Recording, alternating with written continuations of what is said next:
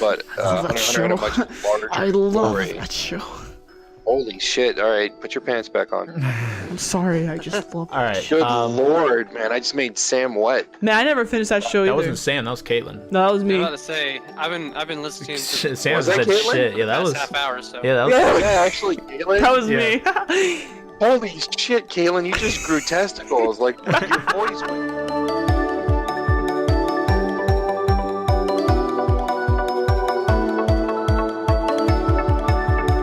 Hello, everyone, and welcome to episode 60 of the Thought Patrol podcast. This week, we have a plethora of co-hosts tonight. We have Caitlyn, Hello. Shawn, Yippee skippy. and Flash. Our boy Sam Harris has returned to us Welcome and his home that he has cursed to burn to the ground. yeah, it's good. Only to that feed is good. Indeed. So this week we got some interesting stuff to talk about. Twitter outrage, as always. As the director Twitter for is outraged. Did you fart on that second sneeze? I did not. It was the chair. Thank you very much. I heard a I little don't poot. fart. I heard a poot. No, I farted a lot at work today. Yeah, I know, right? Twitter being outraged about outrage culture? Never heard of it.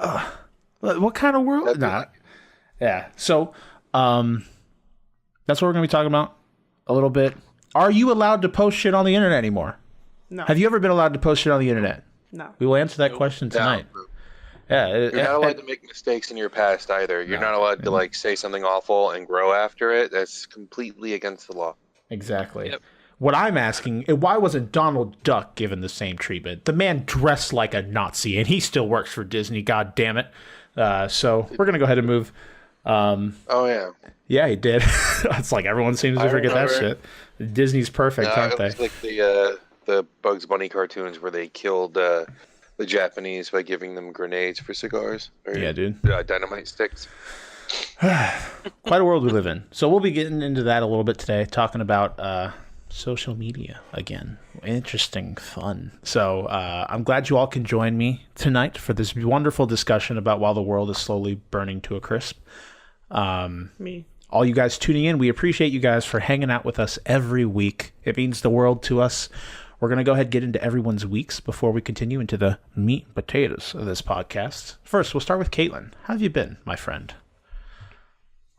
Good.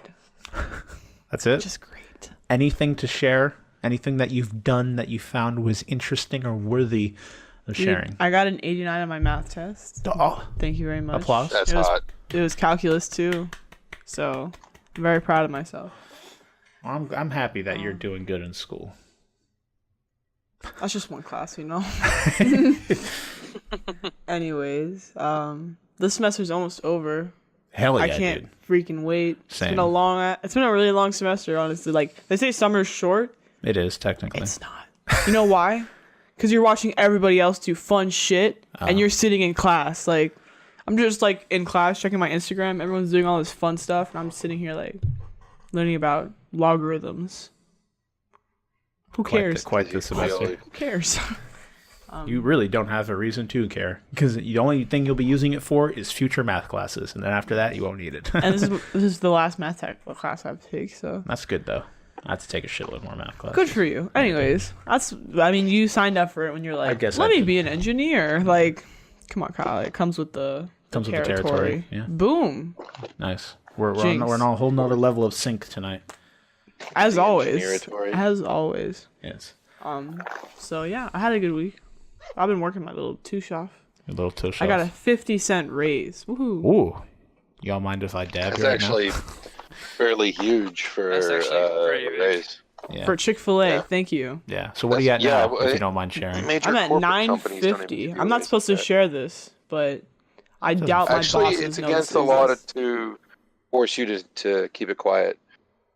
Employers like to make you think that it's a faux pas, a taboo to discuss Yeah, I'm how gonna much tell you make, everybody though. We But all of us it's tell against the everybody law. what we make. for them to gag you from talking about how much you make. Yeah. Like Seriously? Yeah, the only reason Yeah, that 'cause they... it's a federal thing. It creates what's called a lack of competition in the workplace, which gives the employer a leg up over you, which is why they make you think that you're not allowed to talk about it, but in reality, you're supposed to talk about it. Like, you should tell everyone how much you make, because then people know. No way. The reason if they Oh, Or- yeah, it's a big thing. Wait, let him talk. In Wait, the let him negative though, talk. because I had one of my coworkers did the same thing. He shared how much he made, which was a shitload of money compared to all of us. That had the negative effect because it just pissed everyone off because they were trying to get raises but couldn't, and they got fed up with their bosses. But that's what's going on like in my workplace. Like everyone wants a raise, but they're not giving anybody raises. Yeah. So like they can't fire me if I tell entitled people. to be upset. No, they can't. You're protected. They can be pissed off about it. You can create a toxic work environment, which is also illegal. On whose side? My side? But on Chick-fil-A side, no. Chick-fil-A, like your employer can make your life a living hell and try and get you to quit. If they And that's try and take illegal? away a raise, all that kind of shit's illegal. It's hard to prove though. Like you need an attorney in that situation. Like if you said, hire "Yeah, one. I make $9.50 now," and then other people get more. When a company does something like that, attorneys jump at that shit for free. If somebody could go after Chick-fil-A and tear them into pieces, in that situation, it's not incredibly difficult. The only problem is if you've had any, like what they'll do is they'll magnify all of the errors, like write-ups and shit like that. So, but if you have no, it's not really no.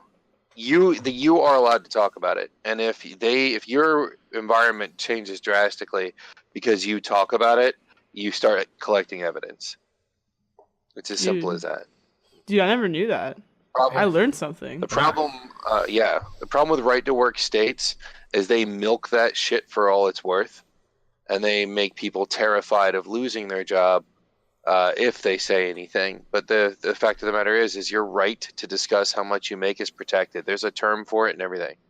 I don't remember what it is. Podcast. Because it's a huge problem in where we work. Because they tell everyone, they're like, you can't tell everyone how much you make. Like, you can't tell anybody how much you make. And even you absolutely can. And even when they told me, like, oh, we're giving you a raise, and they're like, oh, by the way, this is confidential. I'm just like obviously, like, I don't give a shit. Like, I tell everybody, and I don't tell everybody, but I tell like my close friends anyways, because we all want to know, you know. Oh. I learned something today. There you go. That's very useful. Thank you, Shawn. Anything else you have to share? We watched Marrying the Witch's Flower. Yes. Finally, what'd you think about that movie? You know, I really enjoyed it. I mean, I didn't enjoy it as much as the other ones. I think it's like my least. Can you talk into the mic? I like to look around. Sorry. Wow, Caitlyn talking in the mic. What a rare concept. She's not. That's the problem. He got me right there.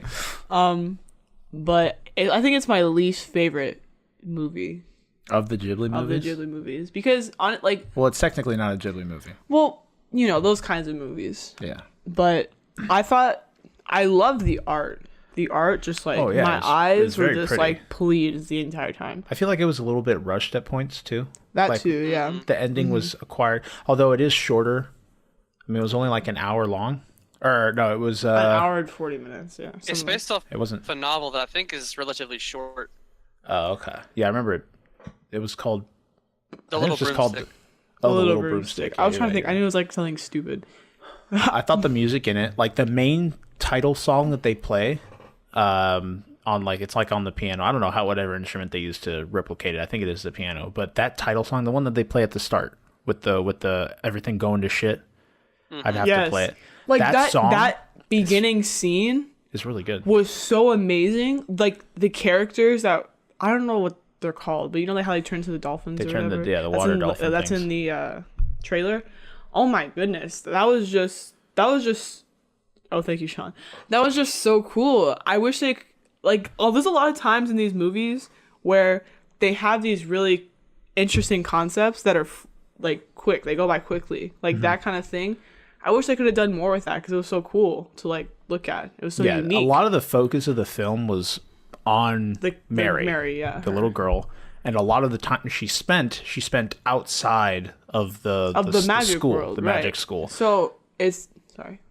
No, you're fine. I was just adding that. That's why it's kind of strange. You want more of the magic school itself. It's really cool. I wish they could make a movie like that where they have all those interesting concepts that they delve into for like 2 seconds. Looking at something that's familiar, like Little Witch Academia. they spend the entire show, for the most part, once they get there, at the school. You're learning more about the school. One of the reasons Harry Potter is so big is because all their time is spent at this school filled with fantastical and interesting things. That's completely different, or for the most part, from the world that we share.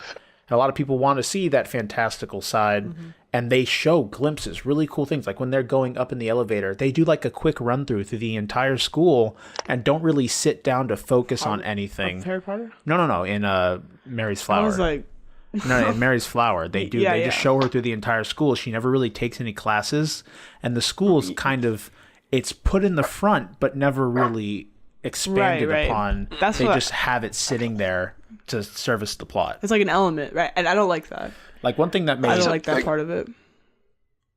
Go ahead, Shawn. That's a big problem with a lot of your anime. I mean, because so many of them focus on being in high school.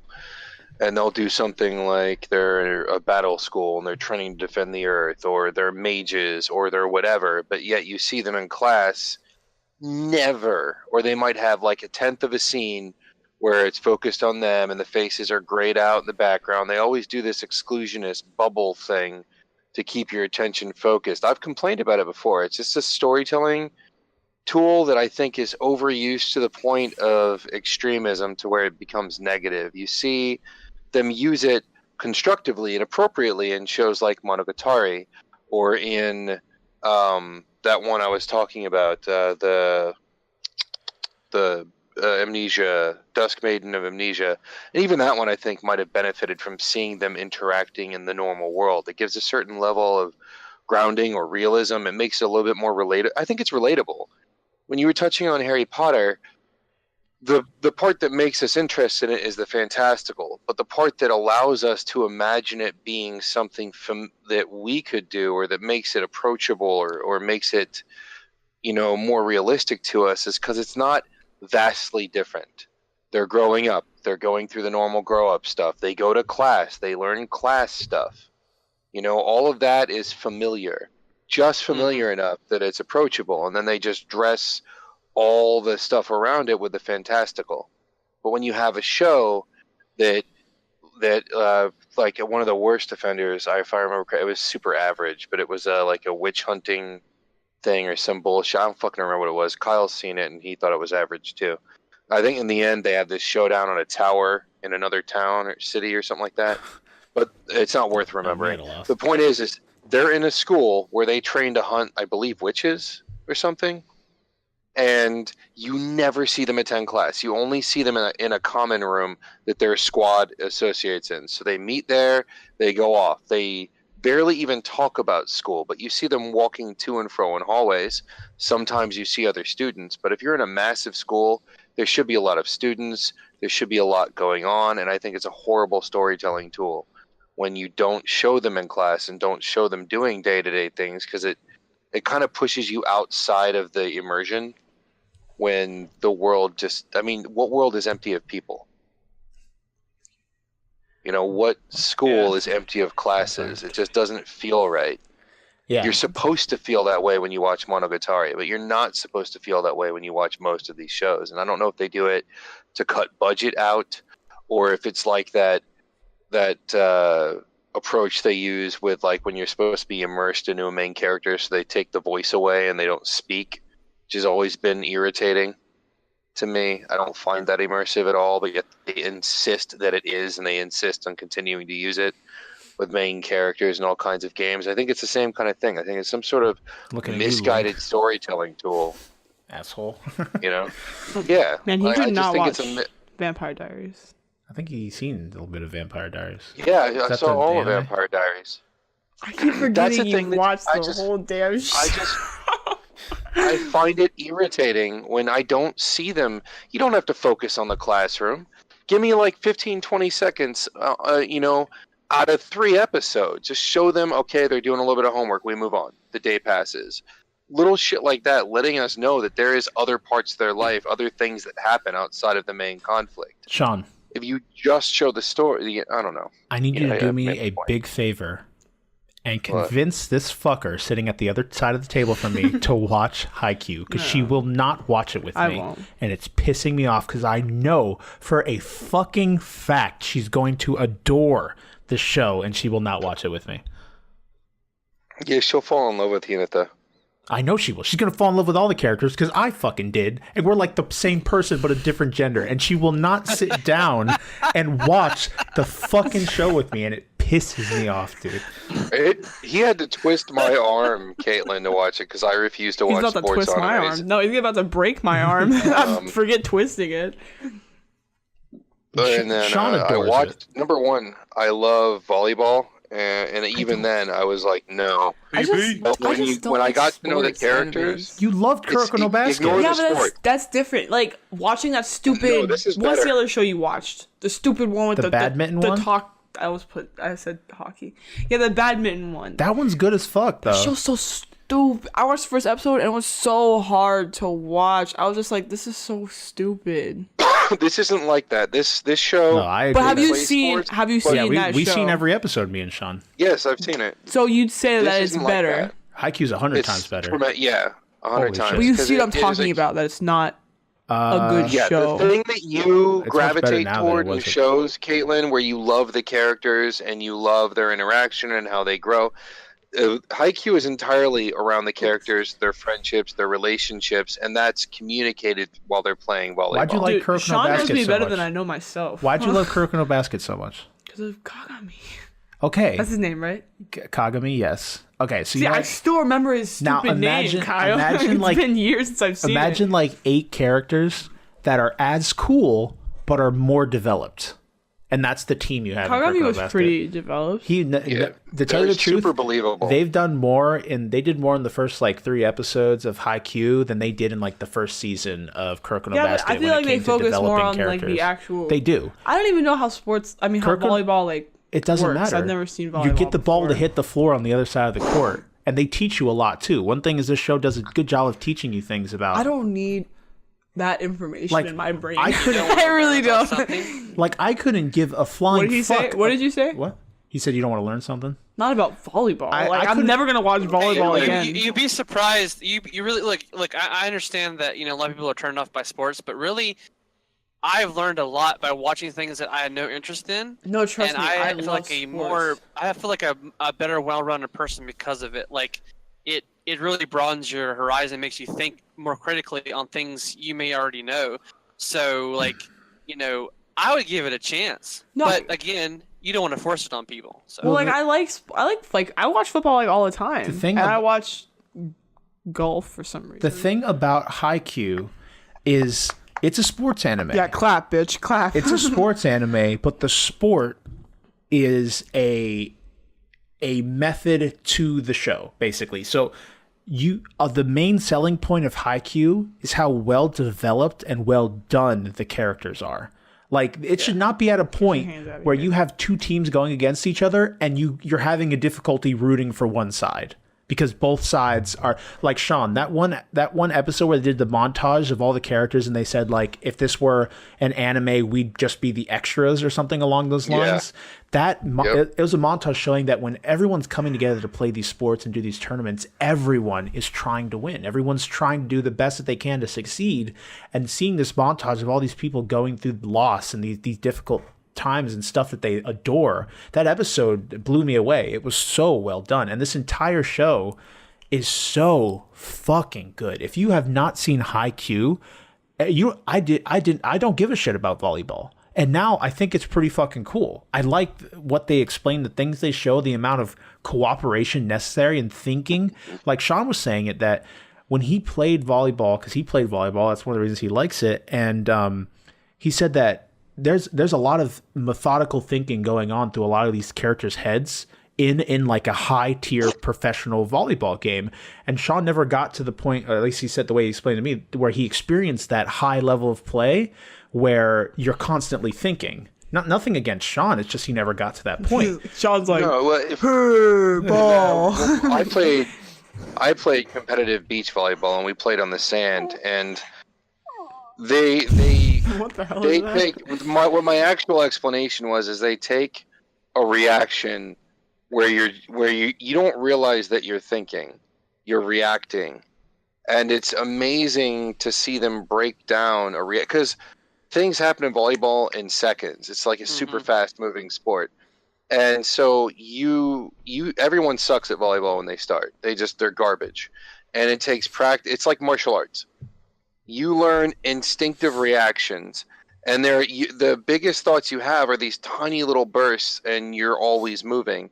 And it's really profound almost. It's very powerful to see when they slow the action down and they start thinking, and you see what their strategies are. I don't know, to see it voiced that way was just something that I never experienced. But by doing that, they're showing the audience what I guess you could say what the physical conversation is that the volleyball player is having. You know, when you're playing volleyball, you'll sit in there, you're trying to figure out, does it go left or does it go right? Where is it going to land, or who they gonna send it to? Things like that, you're constantly thinking. But the way they communicate these physical thoughts, so to speak, in the show it's just top notch. It's something that you don't experience those thoughts when you're playing, but that is the best way to explain the weird synchronicity you have between your body automatically moving and your mind strategizing the best direction to go, the best position to take, who to send it to, how you're going to spike it, where you're going to place it when you spike it. It's really neat to see the strategy broadcast that way, because you play it so much that these thoughts and these strategies become second nature. And there's no way to show that in a cartoon that would make sense except for this way. And I was very impressed by that. But even during a game, even when they're competing, you're watching these characters grow, you're watching them bond. And I'm constantly talking to Kyle when we're watching the show about how it reminds me of this when I was growing up, or this from high school, or that moment where you remember when you were with your friends and you had that experience.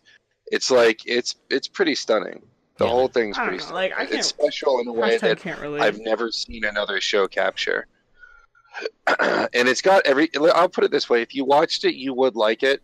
If you don't watch it, you'll be missing out. But either way, I mean, if you won't know what you're missing out on.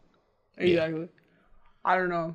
What was your idea you just said? Dude, we should have an episode about, like, animes that have a certain topic and how, like, we've done stuff in real life about that topic.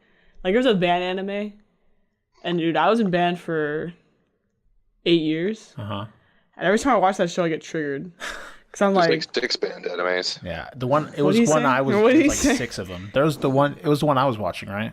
Yeah, it was the one done by Hibike Euphonium, which is also a good fucking show. Because I can't watch that show. I get triggered. Shawn, imagine the camaraderie we see amongst dudes growing up in Haikyuu. That camaraderie amongst girls as they grow up and get closer to one another, become friends, and all kind of work together to excel at something and playing fire-ass music at the same time. That's Hibike Euphonium. I just can't watch that show. It's too real to what I went through when I was in band. Because there's a part where there's this girl and she wanted to be first chair. Like, I remember I watched one episode with you, and that was what it was. And when I was in band, there was my best friend. We'll call him Steve.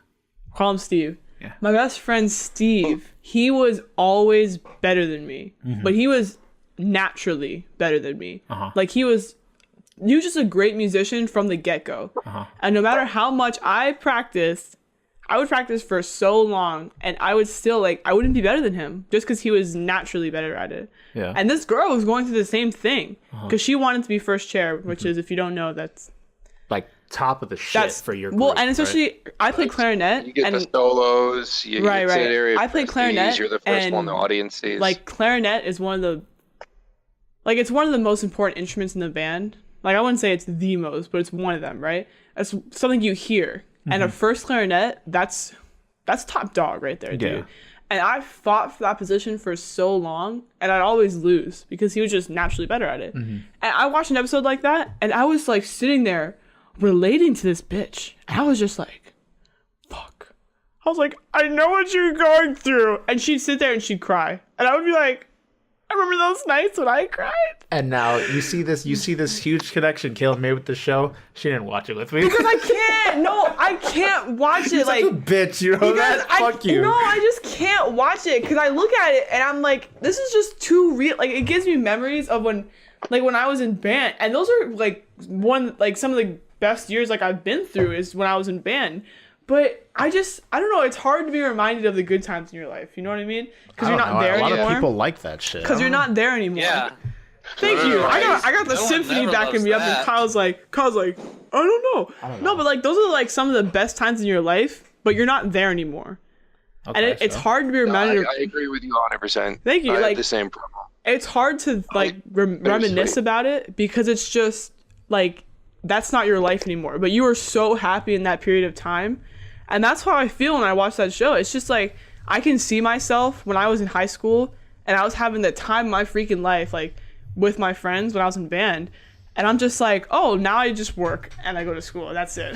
Like it's depressing. I don't know how you don't understand. Well, you didn't do anything in high school. No, I understand it completely. I just react the exact opposite. When I miss something and I don't have it anymore, I constantly immerse myself and pretend that and torture myself. I'm the exact. That's one of the reasons why I watch so many movies of a certain type or shows of a certain type is because I miss it.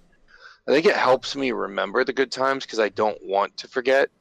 And it's so easy to forget your most treasured moments. And I think that sounds unusual, but the less you recall something, the less your brain prioritizes it to keep it. Mm-hmm. On the other hand, the more you recall something, every time you recall it, when you write it back into your memory, because as you're recalling it, you're rewriting it. Right. So every time you pull a memory forth, when you're rewriting it, you change things until the memory can be drastically different from what it used to be. Right. No.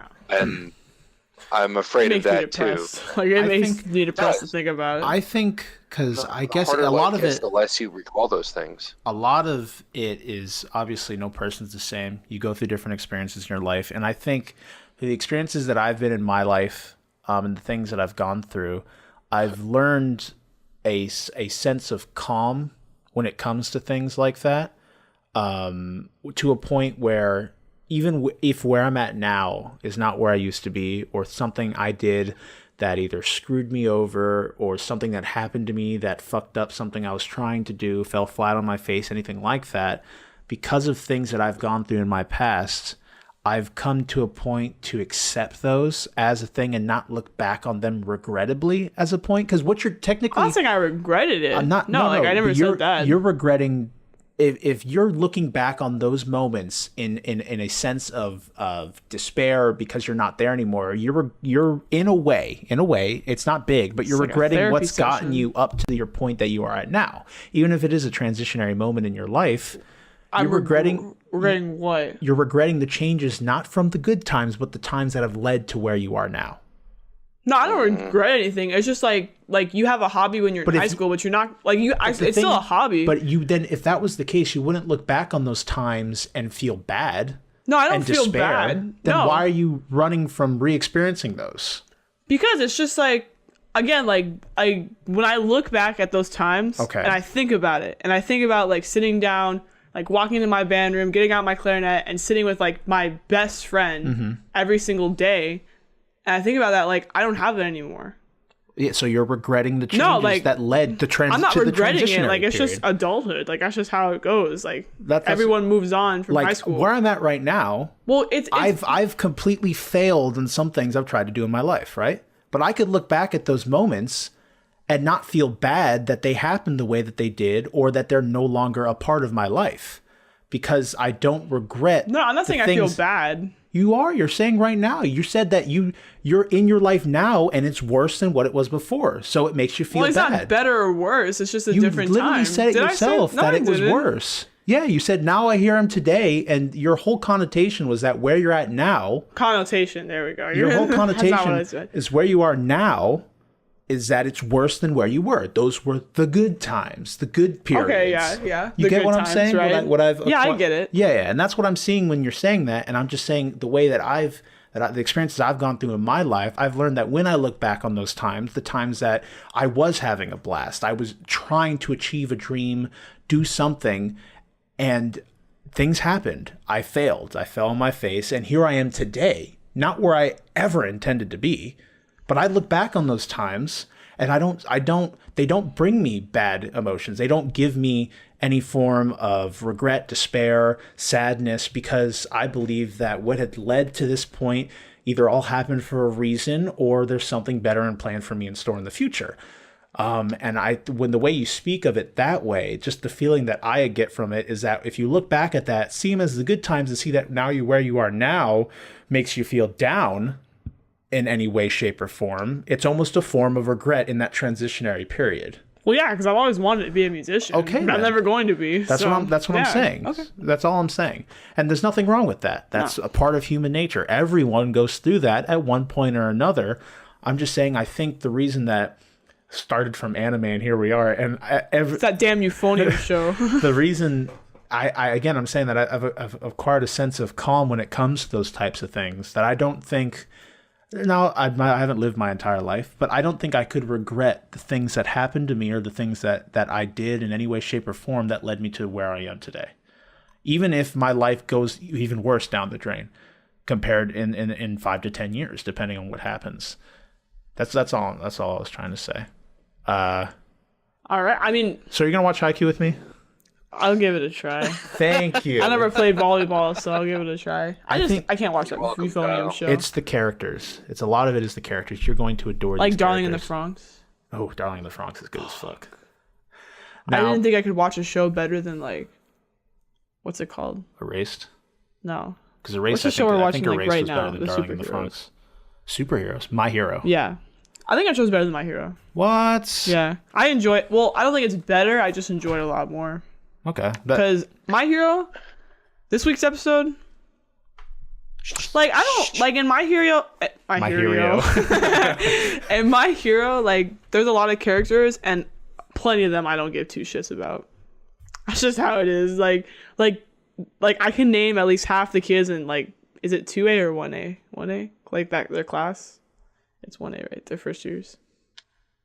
I don't remember. Are they first years or second years, Shawn? They're first years. They're first years. The first year, yeah. First year. Like, I can watch that show, and I don't give two shits about half the kids. No, actually, I don't give 2/3.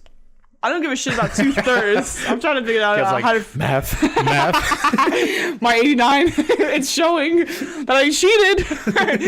But, like, I don't give a shit about 2/3 of the characters in that class. In My Hero. And I don't know if that's just me or if that's the way they develop those characters, but I just don't care about half of them. That's just you. No way. Come on. You care about that guy that has a tail that's covered in skin. No, not necessarily. You care about that guy. There's 2 or 3 duds, but I think for them, I love Earphone Jack Girl. Well, they're not really even supporting cast members. I mean, they're the minorest of the minor. The invisible girl, like they're the guy with the invisible tail, girl, the tape like dude, the tape dude, the naval guy, like guy. Yeah, but those. But the thing is especially the I Talk to Squirrels guy. I don't love the characters, but I don't not give a crap about them. Like, they all have their moments. They're all important. No, Every character I don't in care that about show them. Like, has, I can't like, force that's- myself to. You guys need to stop Well, talking the over reason each other. that My Hero. Well, he's not letting me talk. Yeah, I am too. He's like, I am the too. Discord delay, because we'll be talking and then it'll hit Shawn like in a second or two. So sometimes. I'm gonna get my. Who has the talking stick right now? Is it me or Shawn? Let Shawn finish the sentence. Go, Shawn.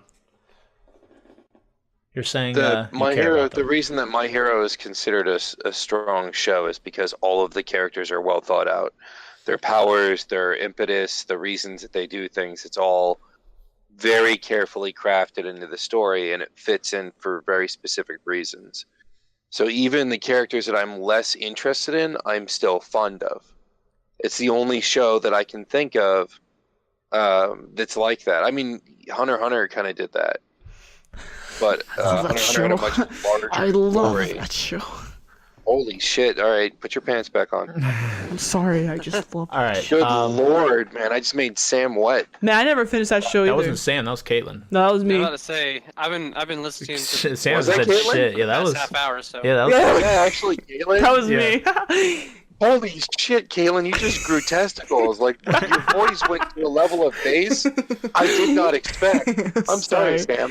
I made Caitlyn wet. It's okay. That at least It's all right.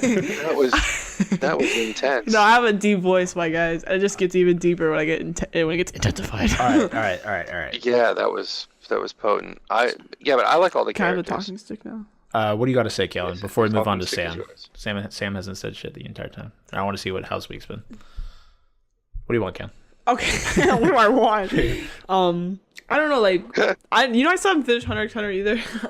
I feel like when I love shows and I get attached We to didn't even them. get to the good part either. No, we didn't. Like I feel like when I watch shows and I get attached to them, it's hard for me to finish them because I'm just like savoring the moment. I'm just like I know people That I like that. understand. I'm like, That's how I used to be love when this I first started anime. Like I remember I was fucking devastated when I finished one of like the first shows I watched, and that was called like the first anime I watched that wasn't like Dragon Ball Z or something that you just see on kids TV. It's something you had to like seek out and watch was Ramen Fighter Miki.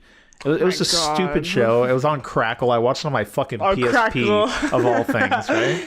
And it's just I grew attached to the characters. I thought they were cool. It was more of a comedy than anything else. And when that show ended, like you get that like I think like it's that catharsis. feeling. It's that like there's just the feeling. hole in your Right. heart, and you have to just fill it with more anime. There's like or a fill it with medical something. term for It's it. catharsis, I think. I don't think it's catharsis. No, catharsis is when you absorb a form of something because it reflects your feelings and makes you feel No, better. there's like a medical Yeah, but I term think for the it. emptiness. I think catharsis, the emptiness behind it, like you can feel catharsis after something's over. It's like the emptiness of it not being in your life anymore but can that's affect not you. emptiness, dude. Catharsis isn't an empty feeling. Kyle's about to Google it right now. Google it. Anyways, so I think with My Hero, it's just like, and some of the quirks in that class just aren't even interesting. I don't know how to at least to me, like I don't know how to explain it, but like Well, just not all of them are gonna catch your eye. The, Well, the point yeah, of it is, yeah, I that know. It's just to show. It's just to show variation in whatever how you got a quirk. Because you look at the X-Men, the X gene changed everyone differently. So all the quirks are not gonna be the same, or they're not gonna be top tier, low tier. It's just to show variety in how everyone's different, and that's the point of the quirks. Right, is right, that right. it shows diversity. I'm just saying, like I don't know, sometimes I just don't care about all the characters, and it makes It's me kind also of to sad. draw attention. That too. The characters Yeah. with cooler quirks are stronger, or are the ones that are supposed to be in front of the camera more. Mm-hmm. Like Like, I mean, one Deku. girl's ability is she oozes acid. Like, that's her fucking thing. Like, I mean, she's And she's pink, pink. and she Which looks one? a little bit Which like one a is snail. that? Oh, that's the pink one. The pink snail one. girl. Doesn't look Yeah. like a snail. She does kind of look like a snail. She has like snail antennas, dude. She And does. she slides, she skates on slime. Dude, she is a snail. She's a You snail. didn't get that? You didn't get that? Now I'm like 100 times more invested in this character. She's a snail. Everyone, from what I found, the thing that everyone calls this I feeling have the talking stick. would be, I guess, called anime hangover. That's what everyone calls it. So Yeah, There was like I a understand. commercial, Some like a people call it Comcast commercial about it, and there's this girl and she's like the TV hole or something like that. Who knows what I'm post-coital talking about? sadness, something along those lines. Post-coital sin. That's very different.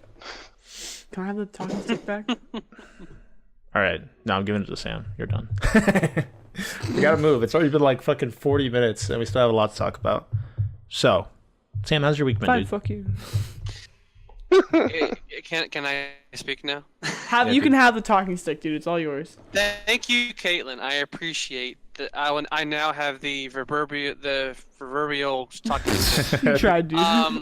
Okay, so let's see. It's been a good week. So I'll go and start with today. I just came back from let's see, about 4 hours ago. I came back from my 10-year high school reunion.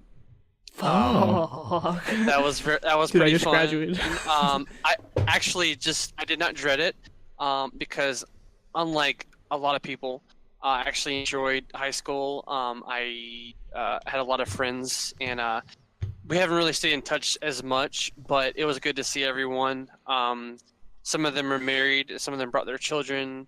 Wasn't a lot of us because some of us are around the country or just didn't have an interest in coming, which is fine because a lot of people dread it or just don't want to. But we had a really good day. We all got to reminisce, and we ended the day with playing Cards Against Humanity, which was really fun, especially since one of the girls we played with, she has never played it before. And let's just say she had a very interesting experience. And she is like real conservative and stuff, and so like she the whole time she was just like Pac-Man guzzling cum. Man. Shit. I played that card. Oh my Jesus. goodness. But no, it was really cool. It was cool to see everybody. So anyway, okay, so yeah, things are going pretty well. So I've consumed a lot of media this past week. I did see Mary and the Witch's Flower, which was amazing. I thought it was great. Let's see. I have been playing a lot of games. I've been playing Enter the Gungeon, which I can't believe I waited this long to get. It's really, really fun. Game. I got it, dude. I got it for Switch, which is a little difficult because using a stick to aim a gun in this Can I just say top-down something? shooter. Why are the Switch's controls so shit? For like anything that Honestly. requires precision.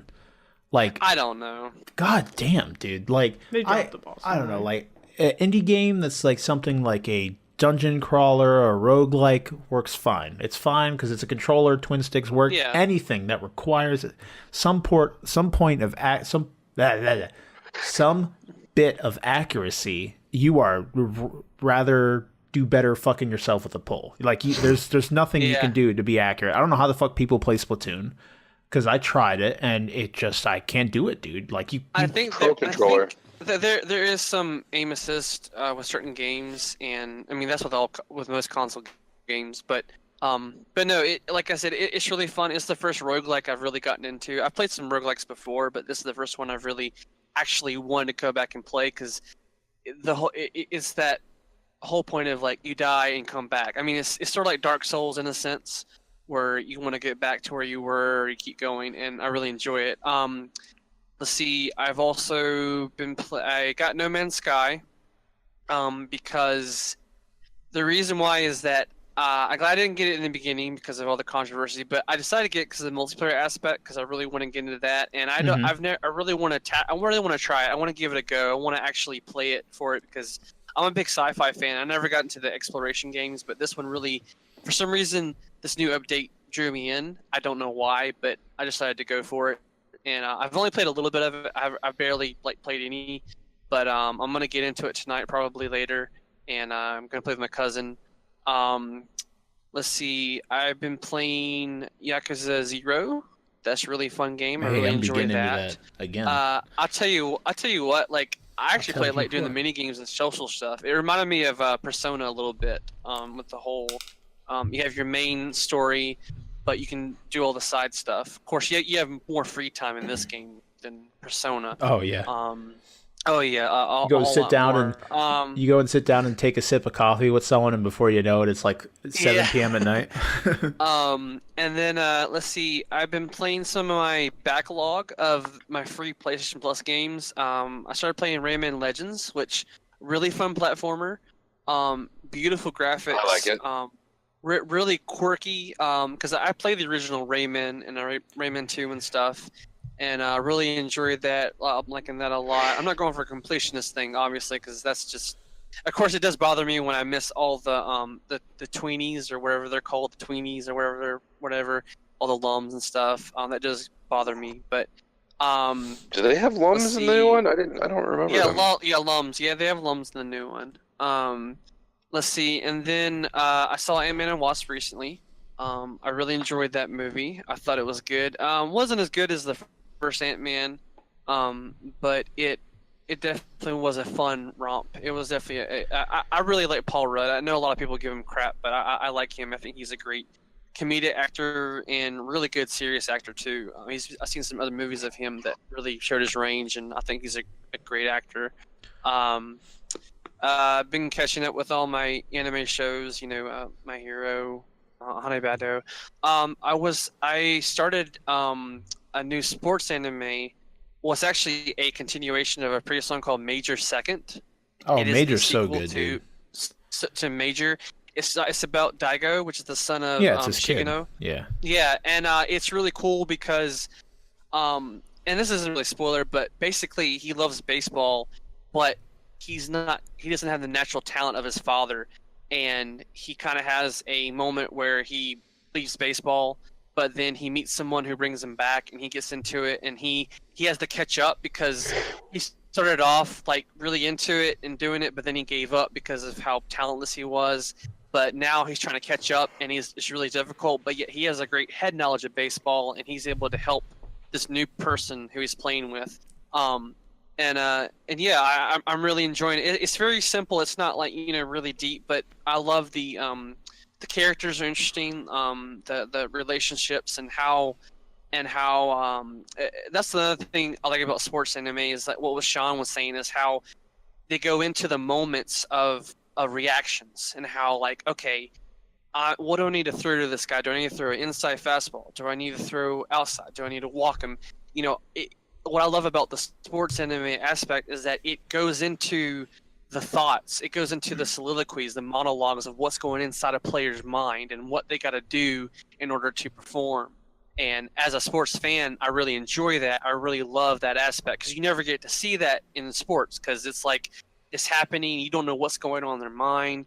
And to really slow it down, to analyze it, to show things like I'm learning a whole bunch of things about being a catcher because Daigo learns to be a catcher. And there's so many things about being a catcher I had no idea about. And it's so interesting.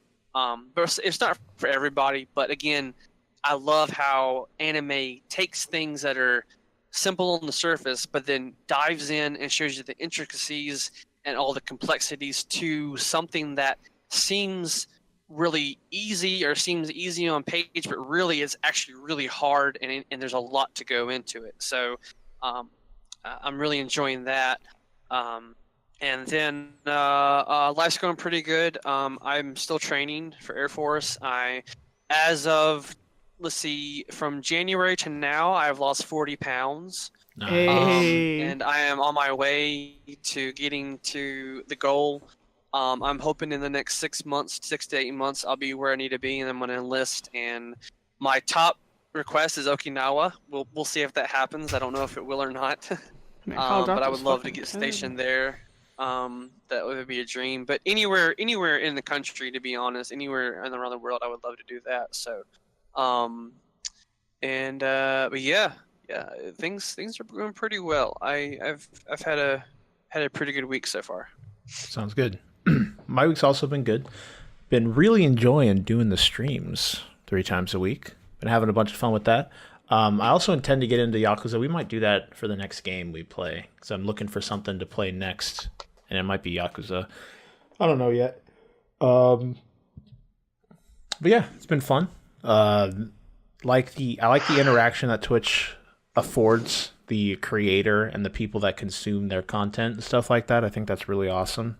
Being able to like just talk kind of one-on-one with someone. It's pretty fun.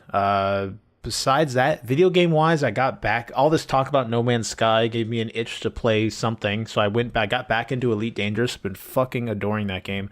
I've been trying to prep my main ship that I've been using, my Asp Explorer, or is it a Scout? I don't know. I think it's an Explorer. Into actually exploring, going out deep into the galaxy and looking for cool things, mapping parts of the universe and stuff like that. And I've been enjoying what I've been doing. Right now, I'm just grinding to get my frame shift drive, which is what you use to jump between systems, like as strong as it can be.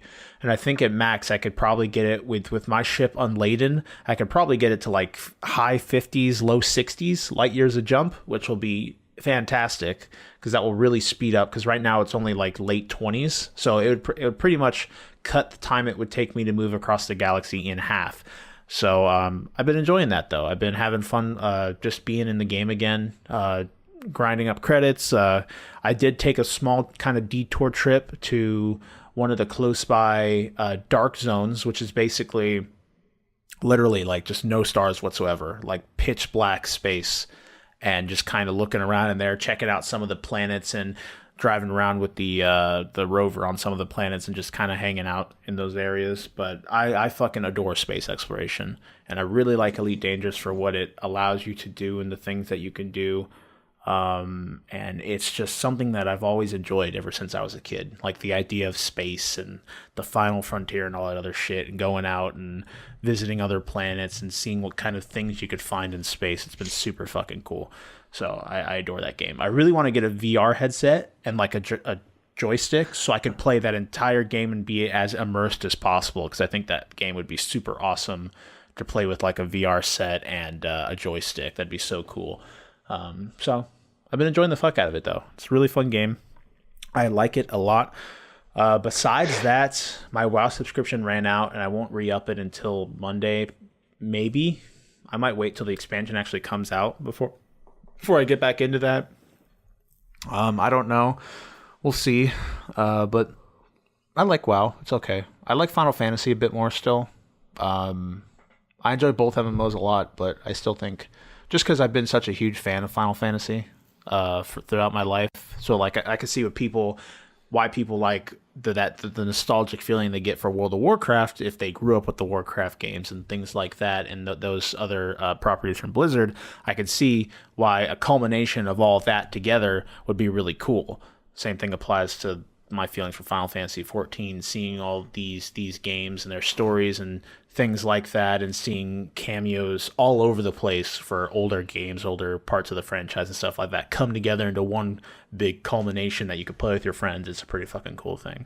So I could definitely see the pull behind World of Warcraft. And that I really haven't dabbled in much else.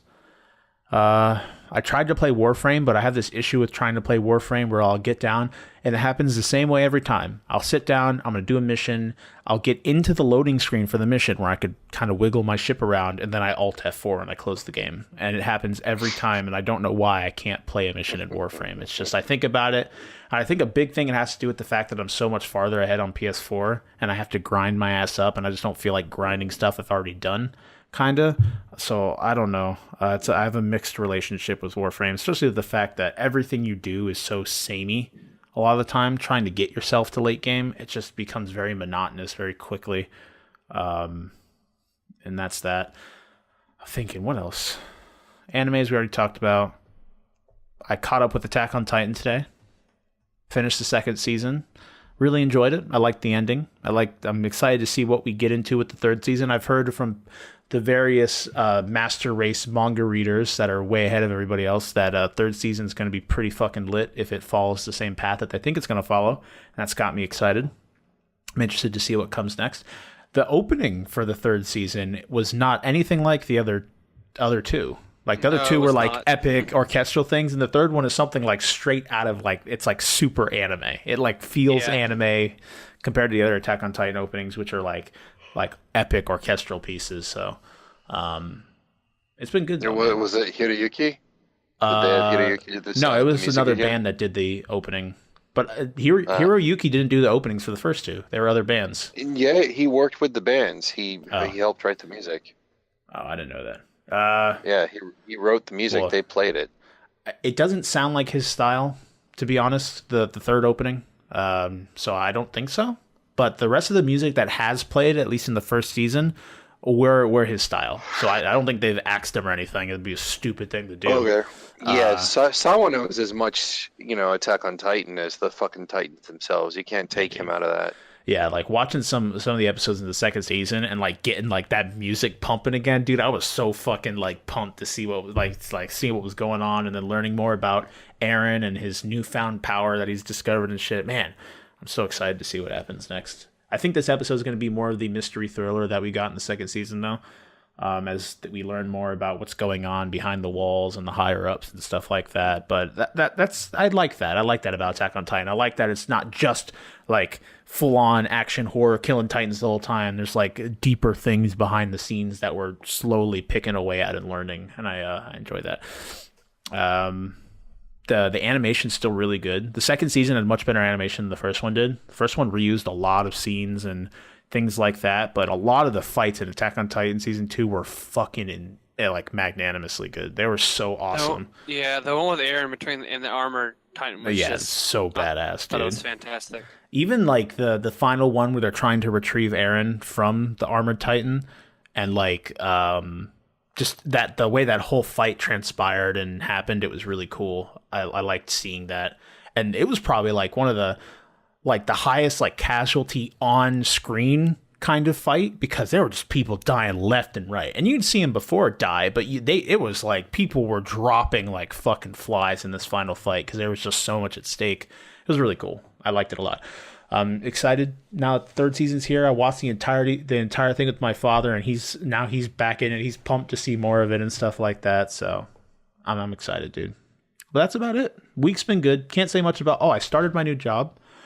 Working with U-Break iFix. They're a consumer electronics repair company, and that's what I've been doing. I've pretty much mastered iPhones, which are very easy to work with, and how to fix them and stuff. Samsungs are a bit of a bitch to repair, so I'm still learning how to work with them. Like an iPhone, you could literally pop out the screen and you're at the internal components of it, but Samsungs, the way they use their adhesive, they put the adhesive so the screen will stick to the base of the phone. So you have to use a machine that heats the phone and forces it to rip apart, and then you have to reapply adhesive to get it to stick back together. They have like these repair kits that you use. I mostly worked on iPhones and laptops in general. Like this one lady wanted us to put RAM in her Mac, but it was a really old fucking Mac, and we bought too much RAM. We bought two 8GB sticks, and it only supported 4 in the Mac itself. So we're like, oh shit. So we had to return that by new. We're also getting her a solid state drive just because she just wants the computer to be faster. I'm like, we got you. We'll make it faster. And yeah, it's pretty fun. Like, this is the chillest job I've ever had, though, in all honesty. Like you just kind of sit there, you wait for orders, or you're working on orders that are actively going. Sometimes we could have active orders going, but we're just sitting and waiting on parts. And a lot of the time, like, I've brought my Switch to work, and I had like a good quality time playing my Switch while we'd either wait for customers or calls to come in. And some days you'd have just like really slow days. So can't relate. But in all honesty, like there's like a midday like trog. You're like just like waiting for the day to end, and nothing's happening. So time just slowly crawls by. But then there's other days where you're just so busy, there's nothing else. You have no time to even think. You're just doing all these different things. And I like they both provide their benefits and negatives and stuff like that. So I'm enjoying it, though. Really liking the job. And I'm happy that I no longer work at Publix. So, hey, everything happens for a reason. So let's go ahead and move into our clerical stuff. We're going to push ahead real quick. Now, my week was fine. Yeah, like you didn't do. Sean didn't say anything? Oops. Nice. Go, Shawn. Biggest snub of 2018. Yeah, dude. And top 10 anime betrayals. Yeah. I thought I asked you, though, when we moved on to you. I guess we got into the anime and fucking therapy session that we just completely. I wasn't listening half that time, to be honest. Go ahead, enlighten me, Shawn. Well, I think I gained Sam's 40 pounds. Me as hell. I think I lost some of that. I've started my retro gaming systems via my Vita and the PlayStation TV, so I've got a 64 gigabyte card. I'm debating on whether I want to get another one or a 32 because there's this ongoing issue with Vita because of this Sony's shit-ass proprietary, ridiculously expensive memory cards. And the hack that you need to do for your system, I can't do because both of my firmwares have been updated on both my PlayStation TV and the Vita. Because the moment you boot it up, it's like, we need a firmware update. Rip. And if you say no, you can't download any shit. And I don't have a computer to go on and steal ROMs and play on the. Eventually, I'm going to buy another Vita and just completely gut it software wise and use it as a retro gaming machine. But for these, I wanted to download. I've got a list of 200 PlayStation 1 games that I wanted to download and put on the cards. But the cards have a fallibility problem. They die, and nobody can explain why. They just stop working or they start failing. Some people have had their 64 gig cards since the first day their card was released, and it's fine. Some people bought them, and 2 hours later they died. So it's kind of unpredictable. If I can get my computer to work, I can back up everything that's on the cards, and then I can always just buy another one. You know what you could do? But you sell all of your stuff and buy a computer. I could do that.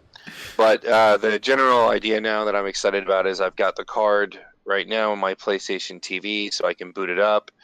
And I have Grandia, Alundra, Herc's Adventure, Threads of Fate, Twisted Metal 2, Wild Arms 2, Symphony of the Night, Medieval, and the first Wild Arms, all from PlayStation 1. Plus, I have every PlayStation Plus freebie that I haven't beaten on the card, and that's plugged into my TV. And then I've got my Vita with the 8 gig card with all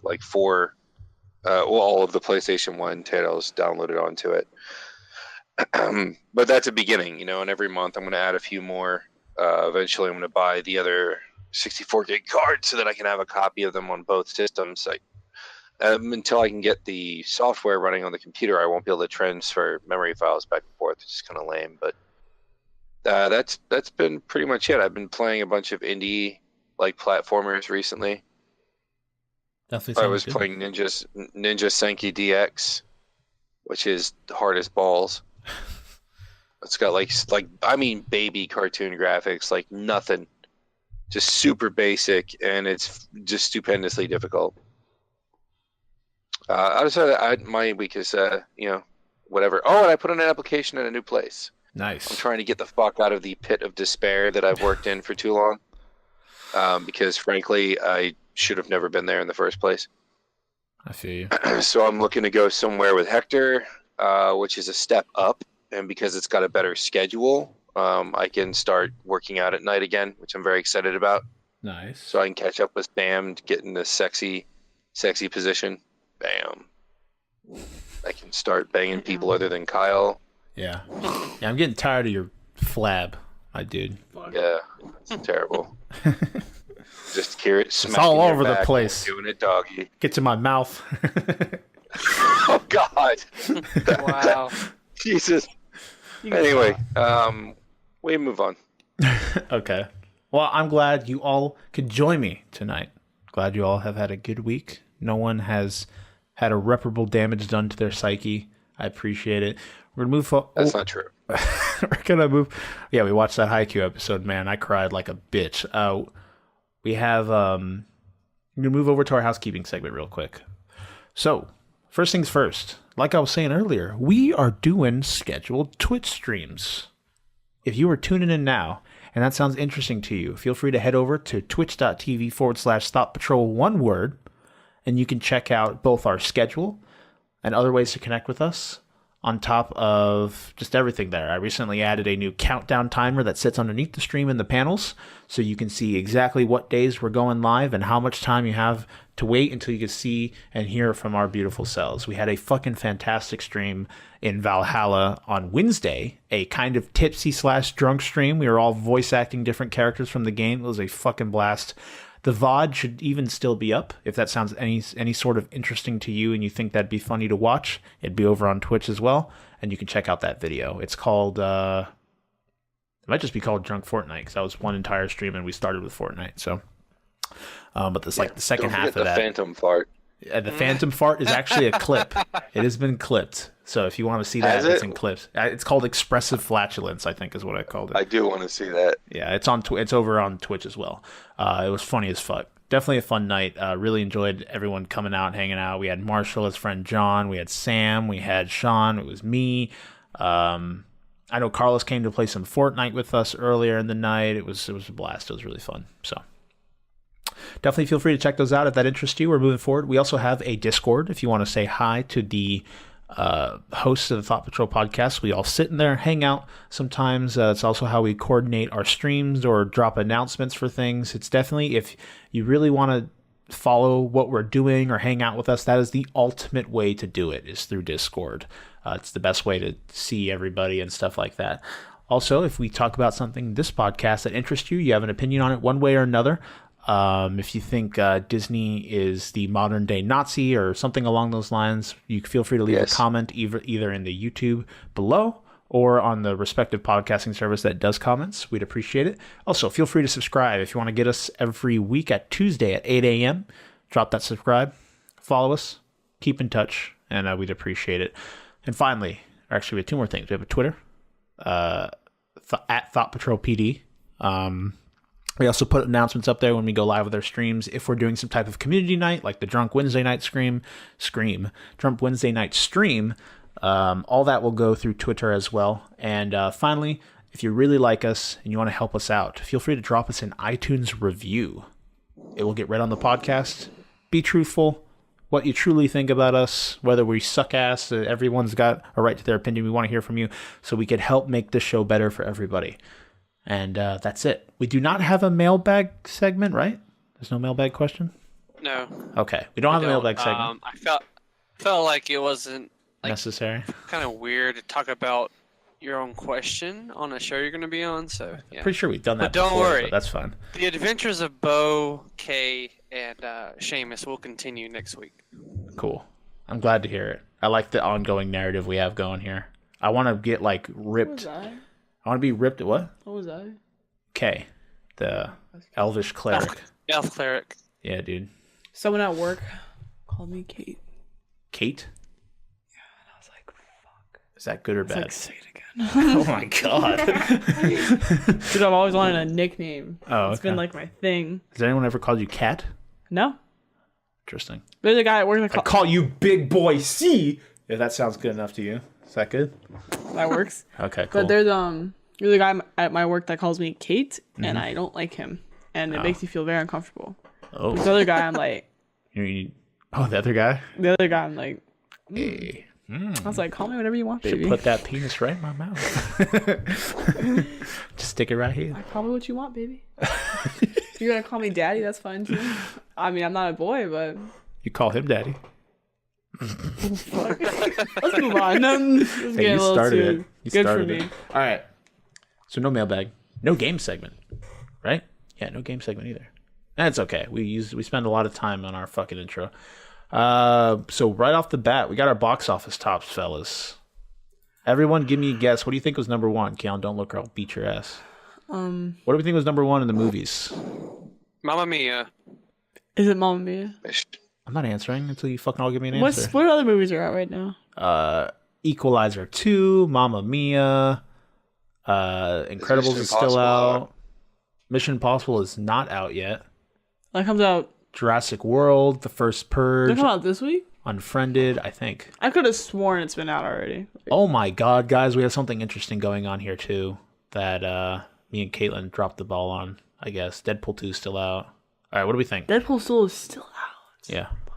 Oops, I clicked one by accident. Well, I had something interesting I'll say to share Mamma with you Mia. guys. Mamma Mia? What about you, Shawn? Equalizer. Do. Okay. I don't give a fuck, really. Like, I couldn't give less of a fuck about the things that are out right now. I mean, I find Equalizer 2 interesting, but not interesting enough to. The first one was pretty good. You saw it too, right, Keon? The first Equalizer? Denzel Washington? Mm-hmm. It was pretty good. Great. I only wanted to see it because what's her face wasn't it? All right, so number one, we do in fact have the Equalizer 2 sitting at $36 million for the weekend, pulling a total of, my bad, $36 million. It's his first weekend. At number two, we have Mamma Mia. Here we go again, sitting at $34 million. So it was pretty close to a tie, with a total gross $34 million as well, again in its first weekend. At number three, we have Hotel Transylvania 3 Summer Vacation. Get that shit out of You're here. pulling $23 million, sitting at a total of $91 million in its second week. Adam Sandler, what happened to you? Is he in the movie? He's a voice actor? Pennsylvania is better than his other shit. Wait, he's a voice actor in that? He might be. He didn't have to make three He's of them. The Dracula. first one was good. Yeah, they could have stopped at that. Two more. It's the Minions all over again. Well, isn't it made by the same Yeah, I people like too? the first one. Isn't it also made by Illumination Entertainment? No, it is Sony. Oh, it's just Sony. Okay. Number 4, we have Ant-Man and the Wasp pulling 16 million, sitting That's been out for 3 weeks. Yeah, sitting at 165 million. As Caitlyn said, it's been out for 3 weeks. And number so 5, I'm gonna go see it tomorrow. number 5 coming in clutch. We got Incredibles 2, I'm so happy it's still there. sitting at 11 million with a total of 557 million domestically, of course. It's been out for 6 weeks. Been out for 6 weeks. I think Incredibles 2 worldwide has made $951 million. 383 Come on, let's foreign. hit that billion. I think it will hit that. It'll eventually hit the billion with like when it comes to DVD. Dude, no that way it movie won't. was so good. Yeah, it was. Like, pretty I good. think about it, I'm like, Yeah, dude, that'd be something I'd like show to my kids, because that's something that like it will it's always just so be relevant, priceless. like Yeah, it's family and so good. it's pretty good. Those are our 5.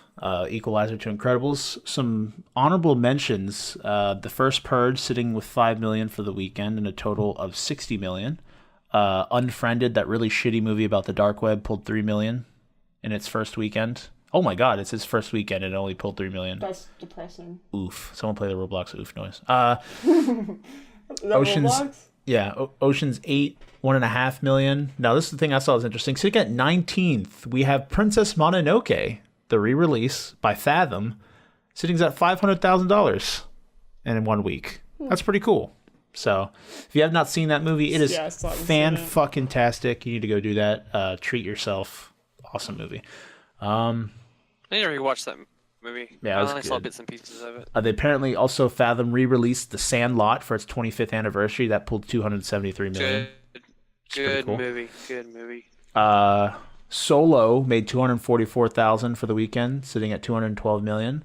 Hereditary, sitting at 239,000, pulling 43 million for total. And Hereditary's good, but that ending still pisses me off. No, thank you. I do not want to watch that movie. I've heard it's like we're going back to the smart horror, which is important. Apparently, Black Panther, for some reason, was re-shown, gained 126 theaters over the weekend, and pulled $25,000. I don't know why, but hey. Did it come out on DVD, maybe? I don't know. And on top of that, The Greatest Showman also gained some theaters, pulled 15,000 for the weekend. Oh my god, you okay? Excuse me? Sorry. I have issues with that movie. You don't like it? I thought it was pretty good. No, I did not like it.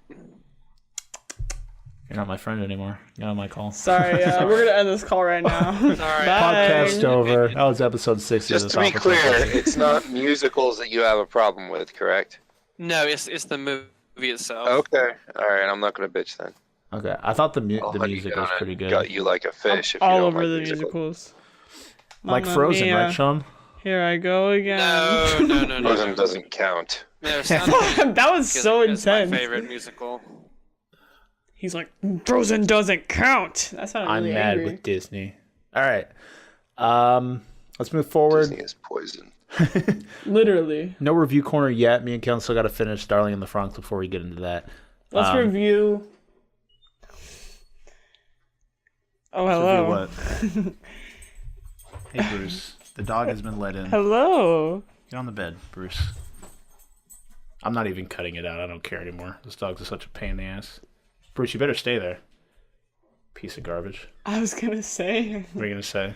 I was like, let's review my asshole. As soon as our mother walks in, let's talk about my assholes. Bruce, don't you dare do this. You better stay on An that illustrated guide to Caitlyn's rectum. bed. Oh my god.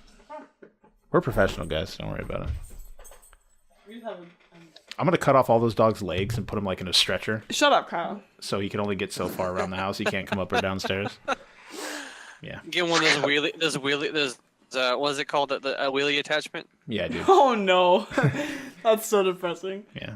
Fucking asshole. All right. What to look for? We got some games coming out this week.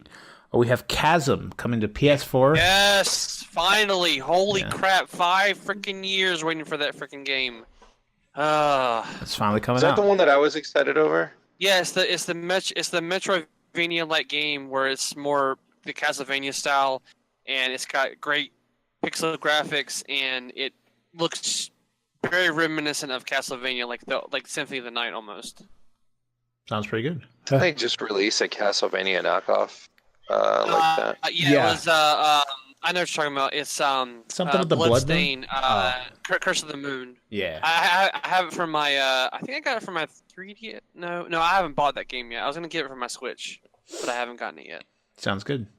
We also have Code of Princess EX coming to Switch on July 31st. Also, Chasm was coming on the 31st, if I did not say that. Yakuza 0 is coming to PC August 1st. And WarioWare Gold 3DS is coming August 3rd. So, some interesting games. I will definitely be getting. I already pre-ordered Yakuza 0 actually because it was like 10% off for pre-orders. So I got it for like. What's the 0 for? It's like a prequel to the other games. It's a prequel to 1. Yeah. So that's got me excited. I never played all the way through Yakuza 0, so I'm excited to finish it. I might even do it on stream. Still seeing what we'll do, but I'm excited to play it. What else we got? Let's move into our news articles. Now that that's out of the way, Sam's obviously excited for Chasm, so we'll be picking that up. I have no idea what the fuck Code of Princess EX is, but it sounds like an anime game, and that always has me pseudo interested. So, and then Yakuza 0, I'm pretty excited about. So for our recent news, we have actually a lot of stuff we could talk about this week. We have number one, we have Vampire is bringing an update that will add 2 new difficulty modes. This is by Aiden Strahan of GameSpot.com. Don't Nod's latest action game, Vampire, I don't give a fuck, is due to see some tweaks in the coming weeks. The 1918 vampire thriller is about to have an update that will optimize the game a bit, as well as add 2 new gameplay modes for PS4, Xbox One, and PC. Don't Nod has not detailed what optimization tweaks are coming, but we do know that the story will see the most changes. The first of the 2 modes to be added is a more casual version of the standard playthrough. Combat isn't going to be nearly as intense in the mode, which is called story mode. The focus here is to get you in and out of the story without having to worry about all the chaos that comes with being a vampire. Second mode is to add a hard mode, as the name suggests. The combat will be more difficult in this mode than in the standard playthrough. Enemies are tougher, you won't get as much experience from killing them, and in this mode you'll have to rely on citizens to become more powerful. Now, one thing about this is one of the major issues that people had with this game initially is the fact that there was no real drive to go around killing people, because the experience you got in the standard playthrough was more than enough where you never had any difficulty. So the hard mode brings an interesting option to the game, because now the whole mechanic they spend a shitload of time on, and the selling point of the game being that like you can make this as you eat people, depending on how much time you spend with them, they get stronger. If it's that's actually necessary in this hard playthrough, like you can't not kill anyone, then that will add more weight to the story in it itself, which is how I think the game should be in its standard mode. Because if there are playthroughs of the game where people can easily go and not kill a single person, then you're missing out on a huge portion and a huge mechanic of the game, something that makes the game unique.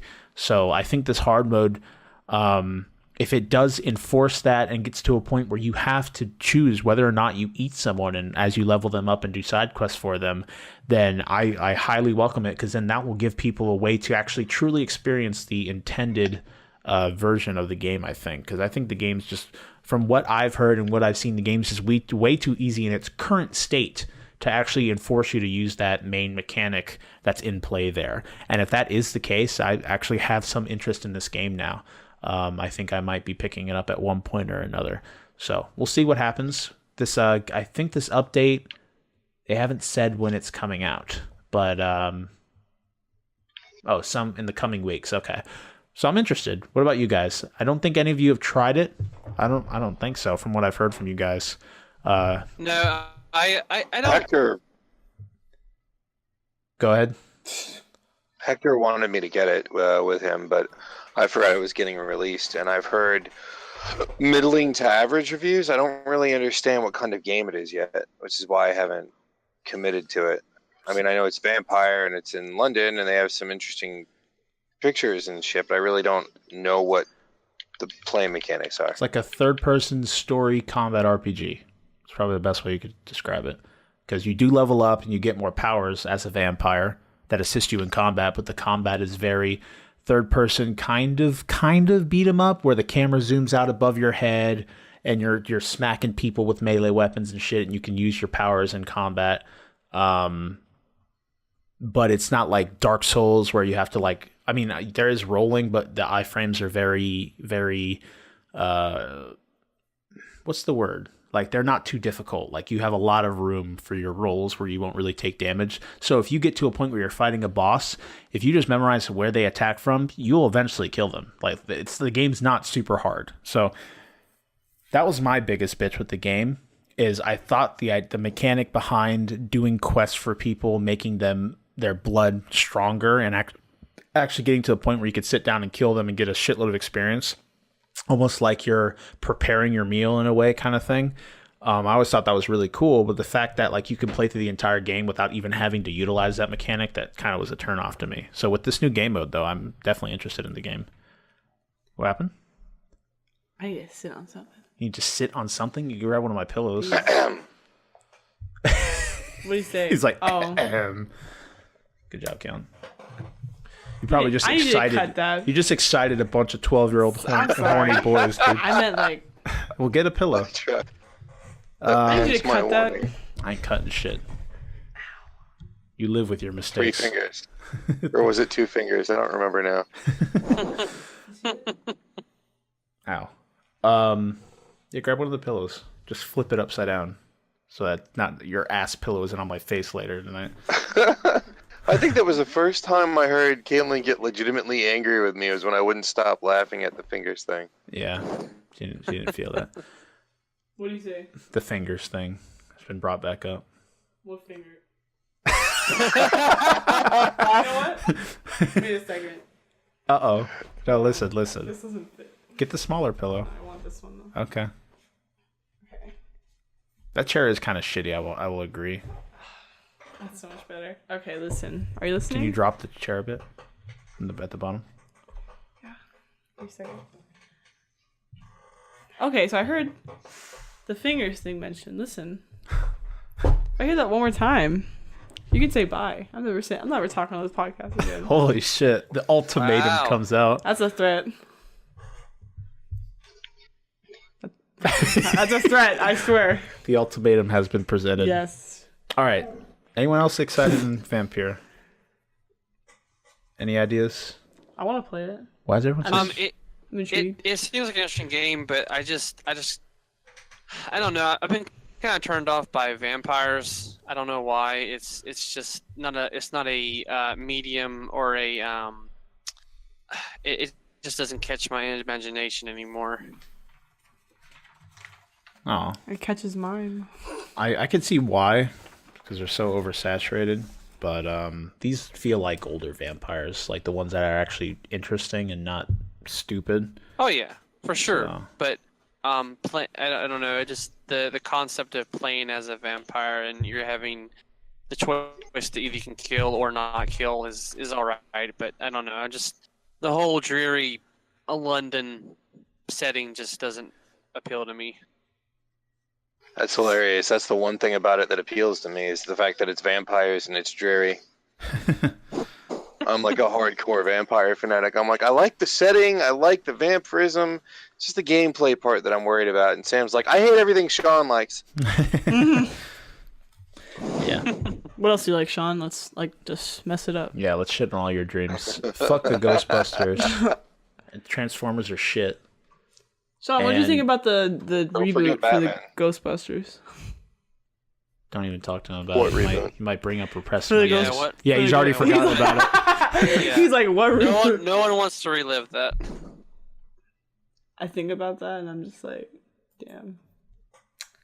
So Like, man, that was shit. You don't Someone really talk about messed that up. pipe dream that they blamed on fans, are you? Because I don't remember that at all. The We're not Revenge talking of about the it. SJW filmmakers. Yeah, dude. We're not talking about it. Let's move on. All right. I don't know what you're talking about. Next article. This is something that Sam might be interested in. No Man's Sky's next update. Biggest changes. So, with some of the things that came in the recent update called No Man's Sky Next, it is their first big step to getting it towards what was originally intended in the gameplay experience.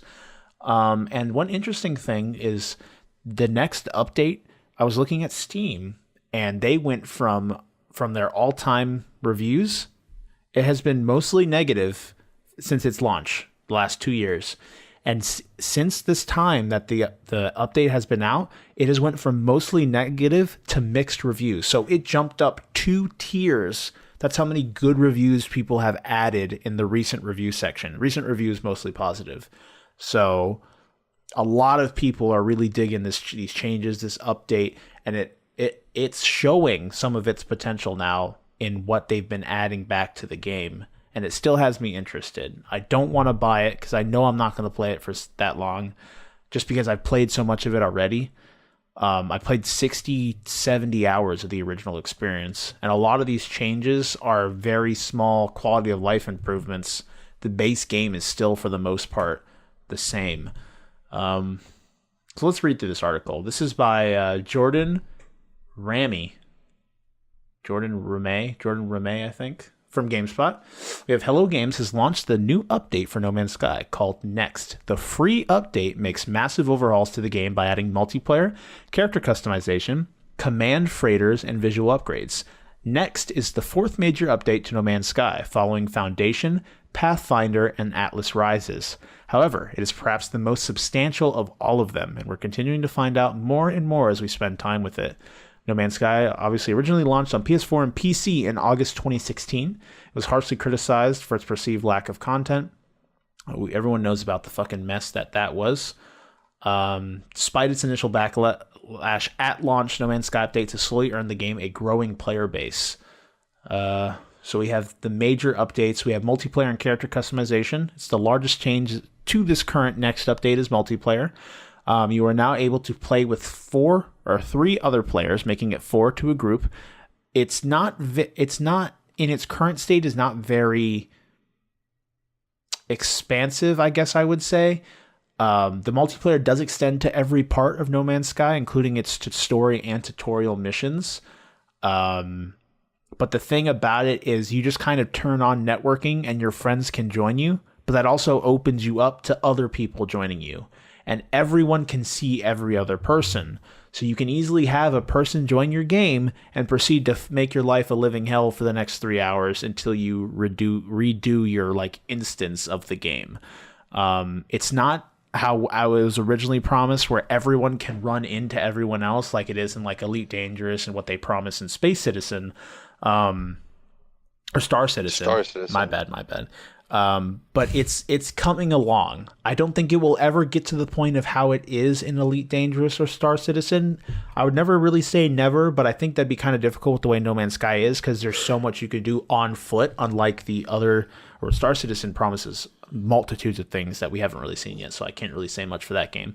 But Elite Dangerous, everyone's pretty much in a ship, so it's kind of easy to do all the instancing, but there's so much going on. If you could have 2 people playing in a game and one person running on a planet on a complete 10 light years away while someone else is running on this planet and keeping track of all that. I don't know if they could do that in an MMO state or just everyone running around and fucking around.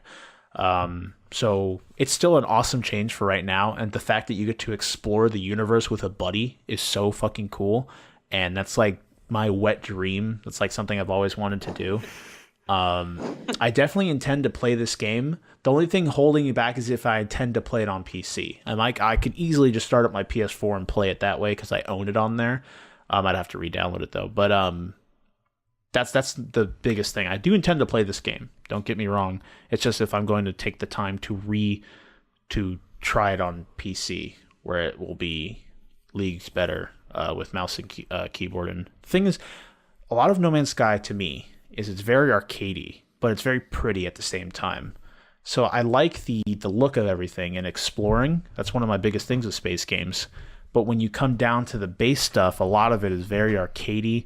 The combat in space is not that deep. The base building is cool, but for the type of player that I am, I won't be needing it because I'll be going all over the place all the time. So it's weird. I don't know. Player customization has also been added to differentiate between players and multiplayer. You could change your hairstyle even to your race to be a Gek, Viking, Korvax, Traveler, or Anomaly. What else we got next? Building and crafting also has been a little bit expanded upon. It's building and crafting. You could do things. They have also added new multiplayer missions that they also intend to continually add as the weeks pass, that allow you to customize your character to specialize in both combat, exploration, trade, industry, or support. You can now build bases as you could before, but they could be built anywhere on any planet. You could build on top of mountains and beneath the sea. You could also basically affect the terrain. I forget what the word for it is. So that's that. Game's pretty as fuck, as always. They've added more missions to No Man's Sky, new story elements as well as a tutorial that teaches you advanced gameplay features. They've also added mission chains to help get players started with exploring planets to starting bases. I'm thinking what else? They also updated a variety of new enemies to deal with, but perhaps the most terrifying and interesting of the bunch is what are referred to as biological horrors. And they pretty much just look like xenomorphs, which is pretty interesting. They've changed a lot of the terrain. There's been a huge visual overhaul to the game, including remakes to the biomes to make them look nicer and not as Play-Doh-y. Even to the part where they've had some planets that have been completely devoid of color, almost being monochrome. The Galactic Atlas has been improved. I talked about new visuals, and the fauna and flora are more enthusiastic to the player. They can herd around the player if they're fed. AI has been revamped so they act more intelligently, and they don't look like someone hit the random button in Spore, at least for the most part. So they've removed extreme variance to certain characters. Next is live. For all of you that sound interested in it, what are our thoughts here as a community? Are any of you interested? If you did not play it initially, did you play it initially? Or are you completely turned off from it from your initial experiences with the game? What do we think? I'll start with you, Caitlyn. What was the game? No Man's Sky. I don't think you ever played it. I still have never played it. Does it sound interesting to you now? No. You don't like space exploration? Not really. Yeah, you're kind of like this is the antithesis of you as a person. Because Caitlyn's What do like, you mean? give me something to do. Give me the line that I need to take to get there. This game's like, you have this infinite world to explore. Oh, yeah. Do whatever you want. No and Caitlyn thanks. just immediately just Like gets sucked into her own shrivels, butthole because she shrivels, yeah. No. I it's not appealing to me at all. I mean, it's free to try. You can play it on PlayStation. See what you think. I can't say I want to. I have no want. It doesn't sound interesting Okay. or appealing to me. So I'm just like Just right over your head. Yeah, just like that. Waiting for Spider-Man and stuff, right? Yes, definitely so. Game's going to be lit. That what about, and go ahead. that and that other shithole. It's gonna What other shithole? the company I divorced. Oh, Bethesda. Yes. But I'm getting Fallout 76 on PC, but you could play it anytime you want. I don't think I will want to. You're going to want to when it I comes thought out. you were going Yeah, to get it on console so everybody could play. I never said that. Did you lie? Who was the one that said that? I think Hector might have said that. Who's like, No, it wasn't Hector. Maybe it was Perry. Because I remember we talked about this No. once before, and I told you I wasn't getting it on Yeah. PlayStation. And No, you it was said, Hector. Hector said he was getting it on PlayStation. okay. I'm getting Red Dead. We could all play Red Dead together. I'm buying that game on PlayStation. I'm Only less because I interested in Red absolutely Dead. have to. Like, I can't get it on PC. I'm thinking, Shawn, what are your thoughts on No Man's Sky in its current state? It sounds like a dumpster fire filled with rape sauce. wow. Interesting. Wow. Yeah, like I don't think it's possible to be less interested. Like, I think it's bordering on loathing. So, yeah, I don't give a fuck. They can't save it. It's garbage. Okay. Sam? Well, obviously, I'm interested in it because I bought it. Yeah. But I just kind of want to explore it because, like I said, when I saw the trailer and saw more of the details from it, I was like, I think I want to get into this. And like I said, I'm not a big multiplayer guy, but when it comes to like doing something like this, I like it more because competitive multiplayer to me, it gets tiring after a while. So doing something like this is a refresher. Yeah. And I'm really excited to get into it and to really like I feel like this game. I don't want to get into too much, but I feel like there's a lot of games like this one that if they had taken a lot more time to polish and taken more time to work with it, I think you would if they've had a more success. And I understand, there's crunch time when it comes to developers. There's shareholders who are pushing you to push it out to get the money. But I just wish that some developers would take their time in order to sort of have these games that are obviously early access, but they don't want to say it's early access because early access means, oh, we're still developing it, and not all people are going to buy it unless they want to, basically invest in something that's not out yet. So I'm just excited to get into something that is the final product now, which has been 2 years waiting. Yeah, this game did not die. It was murdered, and it was killed by hype, like 100%. Like, the amount of hype was so big for this game that I almost in a way feel bad for Hello Games, because not because they lied, and they felt with the consequences, and they dealt with the consequences for the way that the game was hyped to death and stuff like that. They could have easily said, hey, the game is not in a complete state, but I'm sure they were in a rough spot. I like the fact that they have stuck with this game, and they are still trying to make it into what they want and what they initially planned for it to be, and that shows a lot.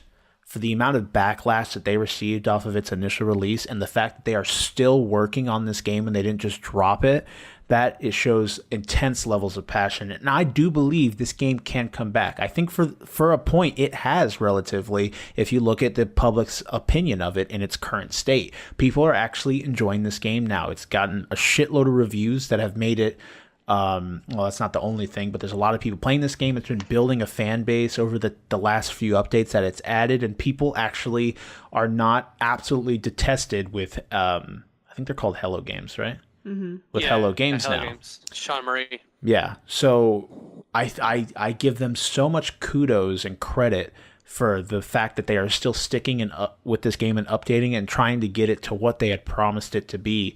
And I see the potential in this game. If they continue to stick with it, they can do so much with this game to basically make it like a super advanced Minecraft kind of thing. And I think the power to them. I think this game can easily come back. It could pull a Siege. It could do something like that and become very big and one of the best space games out there if they continue to listen to their community and continue to work on it. I have complete faith that it will do that. So I love everything space. I love seeing games like this excel. And I haven't been playing the game, but I've been watching the Reddit to see just the stuff that people come across and how pretty some parts of the game are. Because remember, when this game initially came out, when everyone hated it, I still played it for about 70 hours. And I could say I enjoyed it. I saw its flaws, which were many, and it had issues. But I'm such a fan of like its genre and the things that it did do right that I stuck with it for that time. And I still think that where they're going next, I thought was a cool idea for the update. It's the perfect step that they need to take to get further and further into making this what they originally intended it to be. So one can say I'm excited for the future of No Man's Sky. That's my consensus on it. So my Discord was so like disgusted by your speech that it fucking disconnected me. Well, like all back. this glorifying shit about No Man's Sky, my stomach turns more and more and more, and the Discord's like auto protection mode. Disconnect. And I was like, what the fuck? Oh god damn it! And then I had to clock back in. I'm glad that you returned, though. So that's No Man's Sky. If it interests you, it is a free update. If you own the game, you can update it today and be able to play it. If you do not, I don't know if it's still on sale. I think at this time it's currently off, but it was like $30 for a bit. But as it was today, $5 before they updated it. Yeah. So let's move on to our next article. We got a few more to get through before we get on to our main topic. This one's not as interesting. I just thought it was different. But there's a new update for Metal Gear Solid 5 that lets you play as Quiet. This is by Jordan Ramey, again, or Ramey, I don't know. There's a new update that lets you play as Quiet in Metal Gear Solid 5 The Phantom Pain. Okay, why are you in my way? Get out of here. 5 is still Big Boss, right? Yeah. Yes, I believe so. It hasn't been Snake since they did that one where he was in his 50s with the gray hair. It's been all 80s and 60s and 70s since then. Yeah. Okay. It allows you to play as Quiet in the forward operating base missions. The update adds several other changes as well, including a new online development items and other difficulties for event forward operating base missions. Quiet is a sniper. If you play the game, you know about her. She rarely speaks. She's hot. She's got big boobies, whatever. She's got. Is that the one that sweats or breathes through her skin or some shit like that? Yeah, she breathes through her skin, so she doesn't move while she's aimed down sight. That's how they Yeah, explained they it, at gave least. her a nose. Yeah, dude. Well, I think she was human for the most part from birth, and then they did experiments on her. So she still has most of the default things that make you human. The only things that breathe through their skin are insects, right? Yeah.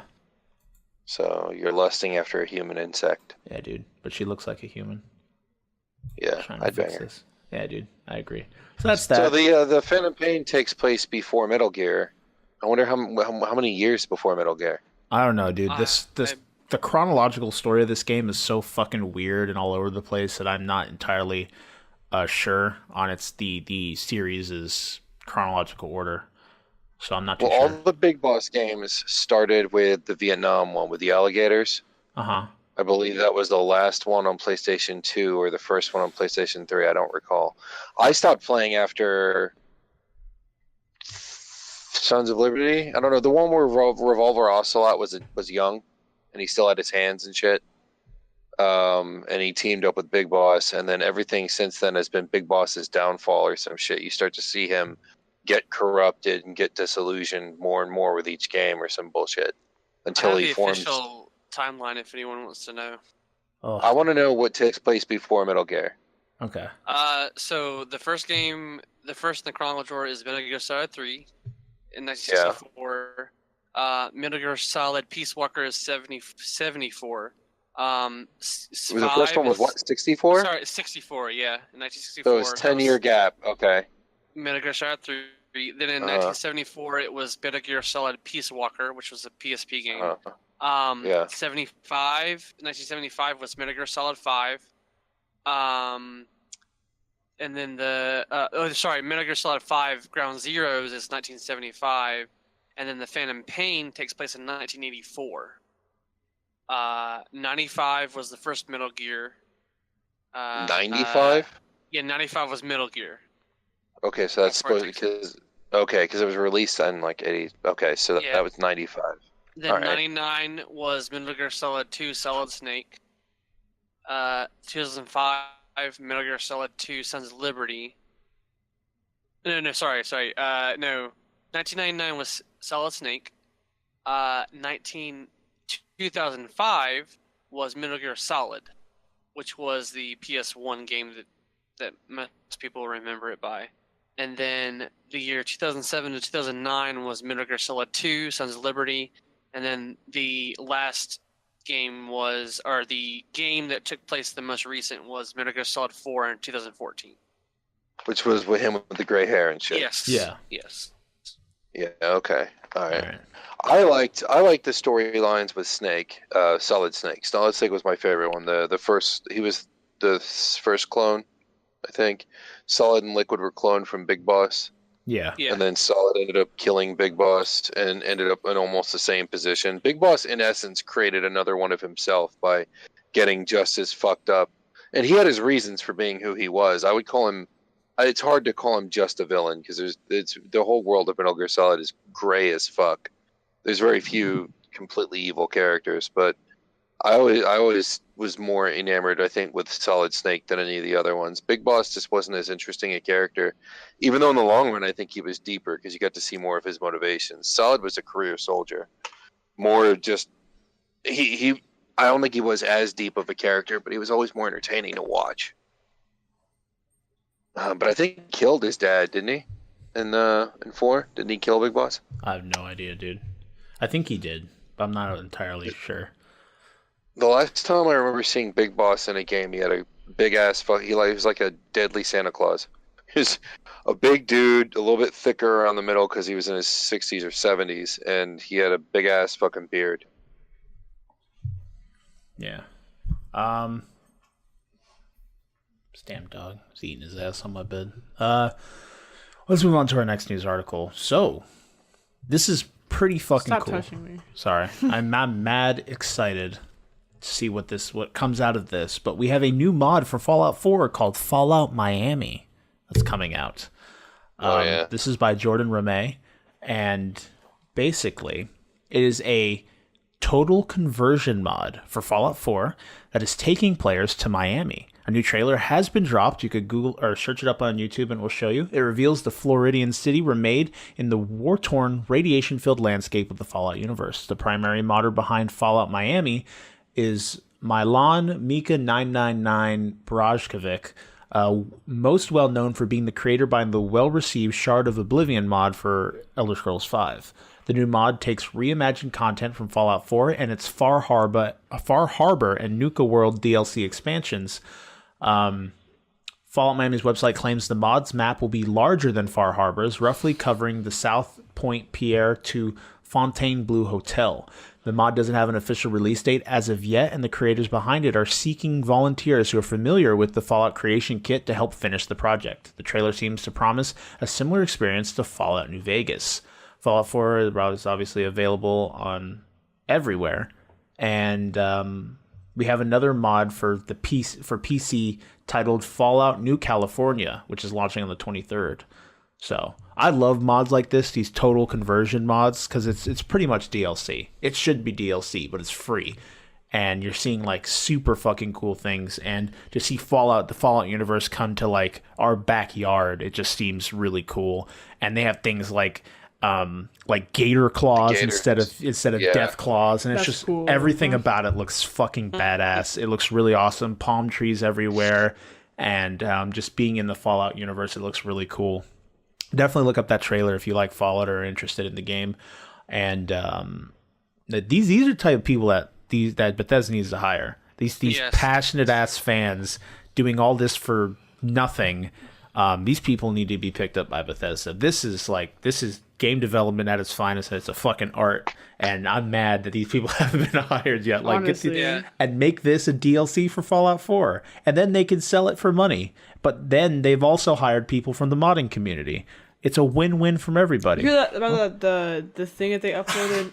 Oh my god, that's why that was me. That was me. Bruce, you're a piece of shit. I hope you know. You heard about the guy that he uploaded? Like, he made PT for the PC. Yeah, and they hired him. They took it off and they hired him as an intern. Yeah. That was pretty, well, not whatever. That was pretty cool, though. Yeah, that's awesome. And I played that. I got a chance to play it. It was really good. Did it look the same? It was on PC, so you wouldn't have been able to play it anyway. Right. But it was like a recreation. Friends with computers. It was a recreated. It was recreated in Unreal 4, and for the most part, I played it on stream. It stuck to the original feel of it. It wasn't very long. It was only like one or two experiences. Like, you get to see her the first time, but you don't get to go into the bathroom. There's parts of it are missing, but for the most part, it was pretty much dead on as to what the original game, all remade in Unreal 4. So it was really good. Do you guys hear that Death's Gambit comes out August 14th? What's Death's Gambit? Death's Gambit is a fairly high-profile indie title. It's another Metroidvania, but it sits somewhere in between Slain and Salt and Sanctuary in terms of challenge. Interesting. So it's a Metroidvania. It's got an art style that's as beautiful as Trine's. The Trine art style is really, really gorgeous. Yeah. But it's instead of it being a lot of smooth colors and smooth designs, they've gone for something a bit more, I'm not going to say it's more like a 32-bit style, but it's got that same kind of vast color palette. It can go between dark and light and all these gorgeous visuals. And there's, I think, like 5 or 8 character classes, but it's got that whole Salt Sanctuary Slain thing going on where it's very challenging. You have to pay attention to boss movements and enemy movements and intense inventory management to make sure you've got your heals or your spells or whatnot for whatever you're walking into. So it's difficult. I wouldn't say it's fucking impossible because it does reward some Twitch playing, like the Castlevania ones do, where there's a lot of jumping around and making sure that when you're landing, you're ready to immediately jump into an assault. There's a lot of, like, I don't know what you'd call it, but like Twitch platforming. But it's super awesome. Like, I've played a demo of it. I know that it's releasing on PSN on the 14th. I'm assuming it's probably going to come out on computer. If it's not already out on computer, it's going to be out on computer around the same time. But it's It's gorgeous. I've seen a few videos of it. I'm excited for it. Sounds interesting. Speaking of stuff like that, it looks pretty dark. Oh, go ahead. Context-wise, it's gory. Oh, okay. It kind of reminds me of like the way you're talking. It kind of reminds me like Ori and the Blind Forest, kind of, except not gory, obviously. But that game, is fantastic. This is an Adult Swim game. Oh, that's pretty cool. Which I just looked at the trailer. I was surprised. It's gorgeous, and it looks like so much fun. Like the only thing I think that would make a game like that even more fun is if you could team up with friends and jump in at it. I think that would be super fun. But otherwise, it looks really good. I'll be picking it up. Interesting. And I think it's like $16 on pre-order now or something like that. Okay, we got one more article we're moving into. We have the Fallout 76 beta will be launching in October, and it will start out small. This is by Steve Watts on GameSpot. We have Fallout 76 is going to offer a beta exclusively to those who pre-order the game. But even if you're among those who already changed into your jumpsuits and are calibrating your Pip-Boys, you won't be venturing into the wasteland of West Virginia for a few more months. A Bethesda forum post shed more light on the timeline. It says it will begin selecting participants for the beta from the pool of pre-orders starting in October. The plan is to start small and expand over time, so you may not make it right away. If you order on Xbox One, you have a slight leg up on other platforms, and you could check more from the FAQ about all that shit. Fallout 76 will need to be put through its paces, as it's the first time the series has been an always online connected experience. That in itself has been a cause for concern, especially given huge world-changing weaponry like nukes being operable by actual human users. That seems primed to invite trolling, but Bethesda has some ideas on how to mitigate the potential problems. One thing I've heard that's cool about the nukes is they're not only tools for destruction, but when they are used, the areas that are nuked, since the whole theme of the game's Fallout, radiation, shit like that, those areas become high-level grounds of enemy activity where you can get loot from them. So it's not only the fact that you might possibly be ruining your neighbor's life, but you'll also be creating a area for people and players to loot and find stuff, basically, which is pretty cool. But there's so much we don't really know. There might be a timer that lets you know, hey, this area is getting nuked, fucking run, or something along those lines. And at that point, who's to say someone just can't log off before the nuke goes and take their whole house with them and shit? It's excuse me, not sweat. My spit went down the wrong tube. Your sweat's in your mouth. Oh my god, man! I'm so sorry. That's not how you swallow, Kyle. Yeah, you're right. Snap. So we definitely need to see more of this game. See how the beta is. I'm definitely going to be following it closely. I'm not about pre-orders usually, so I'm not going to be pre-ordering the game. I don't really give a shit about getting into the beta. I just want to follow the game because I'm still kind of here and there about it. I'm not entirely sure what I think about it yet. The game will be releasing November 14th, 2018, giving the beta about a month to run before the final game launches. That seems way too short. I'm sorry. That just seems like a...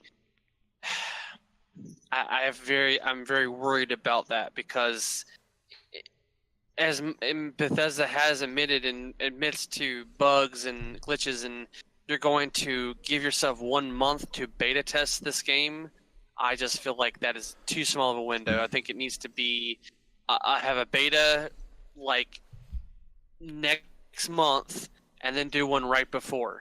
I don't think having one beta right before is gonna give you a clear picture of how it was gonna work. But that's just my...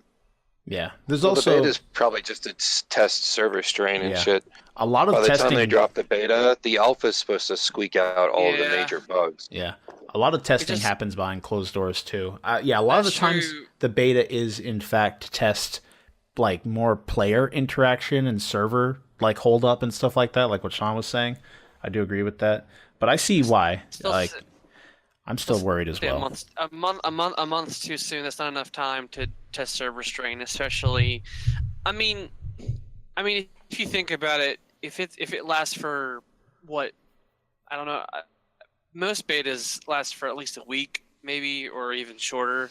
So I don't know, but just to me, it seems like it's too late in the to do it, a month before the game releases. But again, I know nothing about game development, so what do I know? One interesting thing about this is if someone does get in on the first wave, they have a whole month to play the game before it launches. Another thing we'll see is what is the end game like? Because if someone's gets a month to play the game before it even launches, they get to kind of see the problems that may arise in most looter shooters, which is end game. What do you do once you have a bunch of stuff? And how Bethesda hopes to solve that problem. So it's definitely something to watch. Definitely watch with a wary eye and see what's going on and see people's reactions to the beta and stuff of that sort. So I agree, though. Oh, shit, I forgot. Matterfall comes out on the 15th. I don't even know what the fuck that is. It's made by the same guys who made Gun, man. It's going to be fucking badass. Oh, yeah. I'm so I've heard psyched for that game. Yeah. Okay. So before we move on to our main topic, we have one more thing to do. I wanted to save it for a little bit later after we got to the news, just shaking things up a bit. We have received a fan fiction. Oh, no. From a fan. Oh, no. Our boy, Handsome Jack, hung out with us before. He's even been on the show. Awesome guy. We're going to read... we'll see how it goes. I want to start with either a page or two, but it won't take us very long, and then we'll get into our main topic and push through. We might do a page at a time. I think that'd be a good way to start. And we will switch narrators each time. Sam, do you want to start? Because I see you're in there. Yeah. I'll That's start. creepy. How much do you want me to go? The whole page, my dude. Every week we'll rotate a reader. Okay, cool. Alrighty, let me. All right, everyone bring it down. If I'm not getting anal in the first chapter, there's a problem. This is not a smut story. Keep that in mind. This is not Kyle Ruins. It's just a fan fiction. No. Kyle Ruins is a crime against humanity. That is an entirely different breed. This is actually actual fan fiction, not porn fan fiction. Although now that you've said that, I want to bring it back, and I want to bring back Kyle Ruins. Maybe after we get through this story, we'll do that. So, again, we're going to start on the first page. This is for Persona 4, and it takes place after the game. So, Sam, kick us off. Shouldn't take us too long. We'll get into our main topic and then wrap the show up after that. All right. Next up, Nasanaba Station. Good start. I'm sorry. That's gonna mess that up. The female announcer voice was very familiar. You heard it so many times already. It was somewhat monotone, had a little echo to it, a metallic ring thanks to the broadcasting system, and it was close. He was sitting in the same place, near the doors where the loudspeakers were, as he had sat in the first time he had visited Inaba, when his parents had gone to work overseas and he had been left to live a supposedly peaceful life with his uncle, Ridotaro Dojima, and his cousin Nanako Dojima. The Dojimas had welcomed him with open arms, and he had been expecting little more than a year of silent country life, attending the local school before going back to the hectic environment of Tokyo. He cannot possibly imagine how incorrect he would be proved to be. He would be proven to be. Okay, that's we're gonna look through this too as we read it, and that needs fixing. That needs fixing. Well, English isn't his first language. That is true. We have to give him a look at it. So, Narakami let out a silent breath as he gazed out through the window of the train, this far out into the boonies, as some of the acquaintances he had come across during his life in Inaba liked to call it. There was hardly any infrastructure at all. The rails for the train were exclusively man-made, save for the occasional sign along said tracks that held some useless information or other. He hadn't realized it until he had arrived, but the loud and fast-paced streets of Tokyo had made him miss this. It gave him a sense of peace that he wasn't ever sure he had felt while in the city. His eyes scanned the horizon. He could catch the smallest glimpse of the ocean from here, just barely through the intricate yet irregular pattern of the dense thicket on the edge of the forest. The smell of salt water filled his nostrils with an unusually deep inhale, bringing him back to the wondrous summer days he had spent there with his many friends. Summer days. The term seemed foreign to him now. One cheerful departure from Inaba, back to his home in Tokyo. When his parents returned, also brought him back to a life of responsibility, one of maturity, of adulthood. During a very long period of time, you could recall that his father had spoken of a certain university, simply known as Tokyo U. Said to be the most prestigious and honorary school possible for a young student to attend, it certainly came with its fair share of demands. A completely perfect score across all entrance exams was required. And while it had seemed like a daunting prospect to Narakami at first, it had hardly dampened his spirit. It took a lot of hard work and dedication, but it was with a wide, confident smile and a head held high that you could come home from school that day and share the letter of acceptance he had received from the university. Enough to cause his mother to cry tears of joy and his father to envelop him in a hug so strong that it almost literally took his breath away. Oh. Life hadn't been quite the same since then.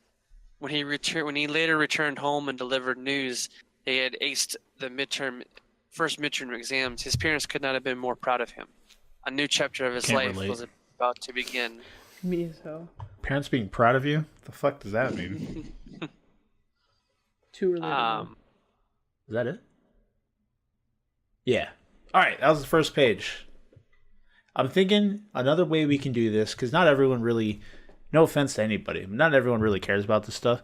I think a cool way we could do this is make it at the end of the episode too, before we call it a show. So if someone didn't care to hear the story, they know that there's nothing much after that.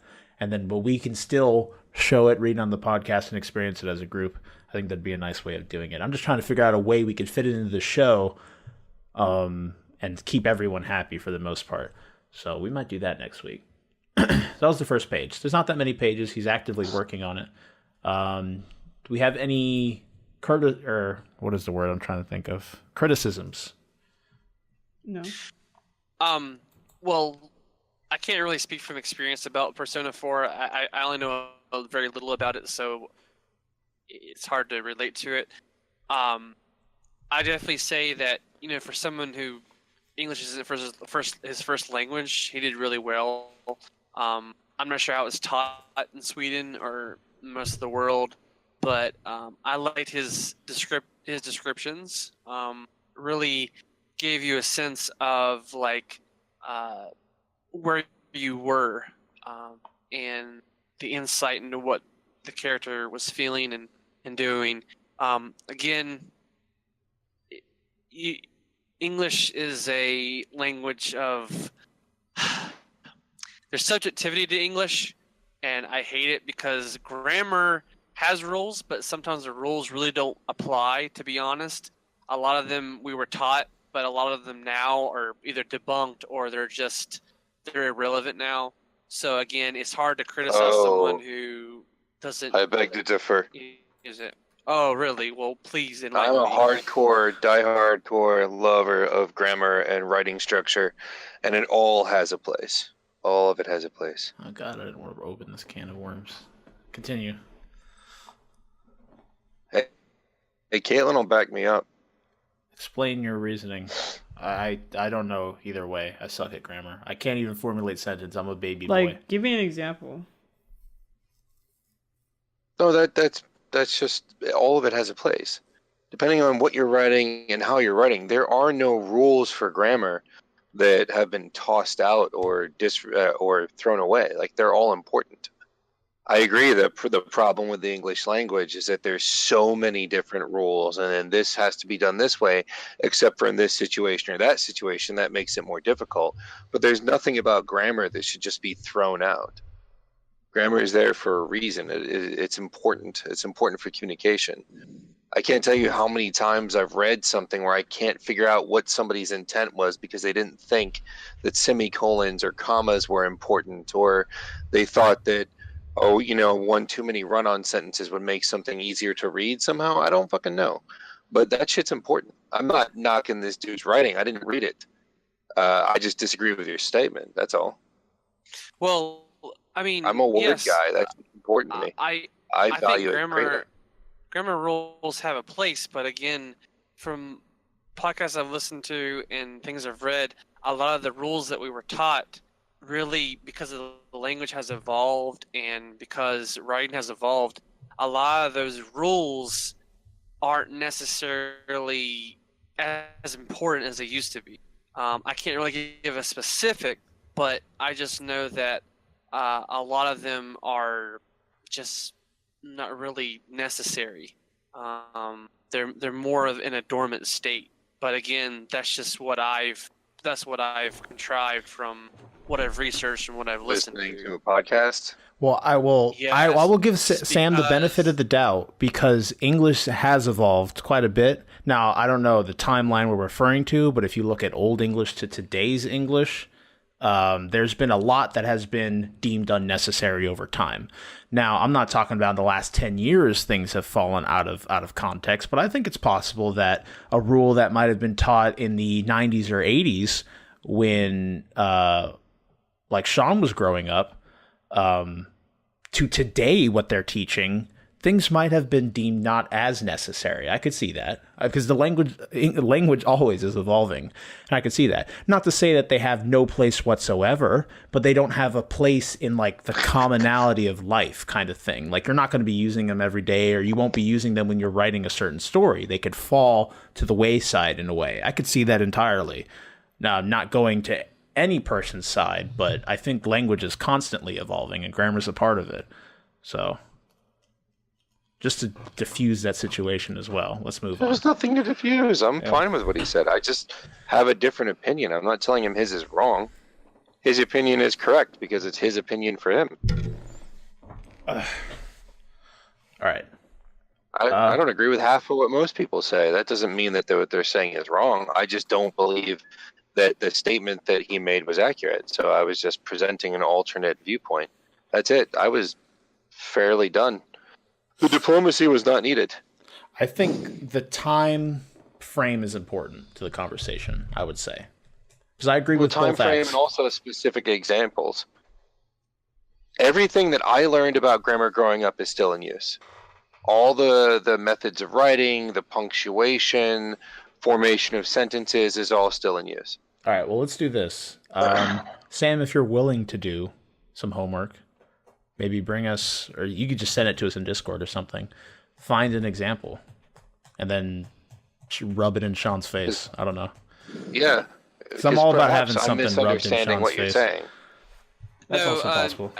I have a specific example of what I listened to. There was a podcast called Adam Ruins Everything, and he had a English lit professor expert on, and they discussed about how grammar has evolved and how certain rules don't apply anymore, and that what people thought was correct and what people thought was necessary is actually unnecessary, and it's just excess.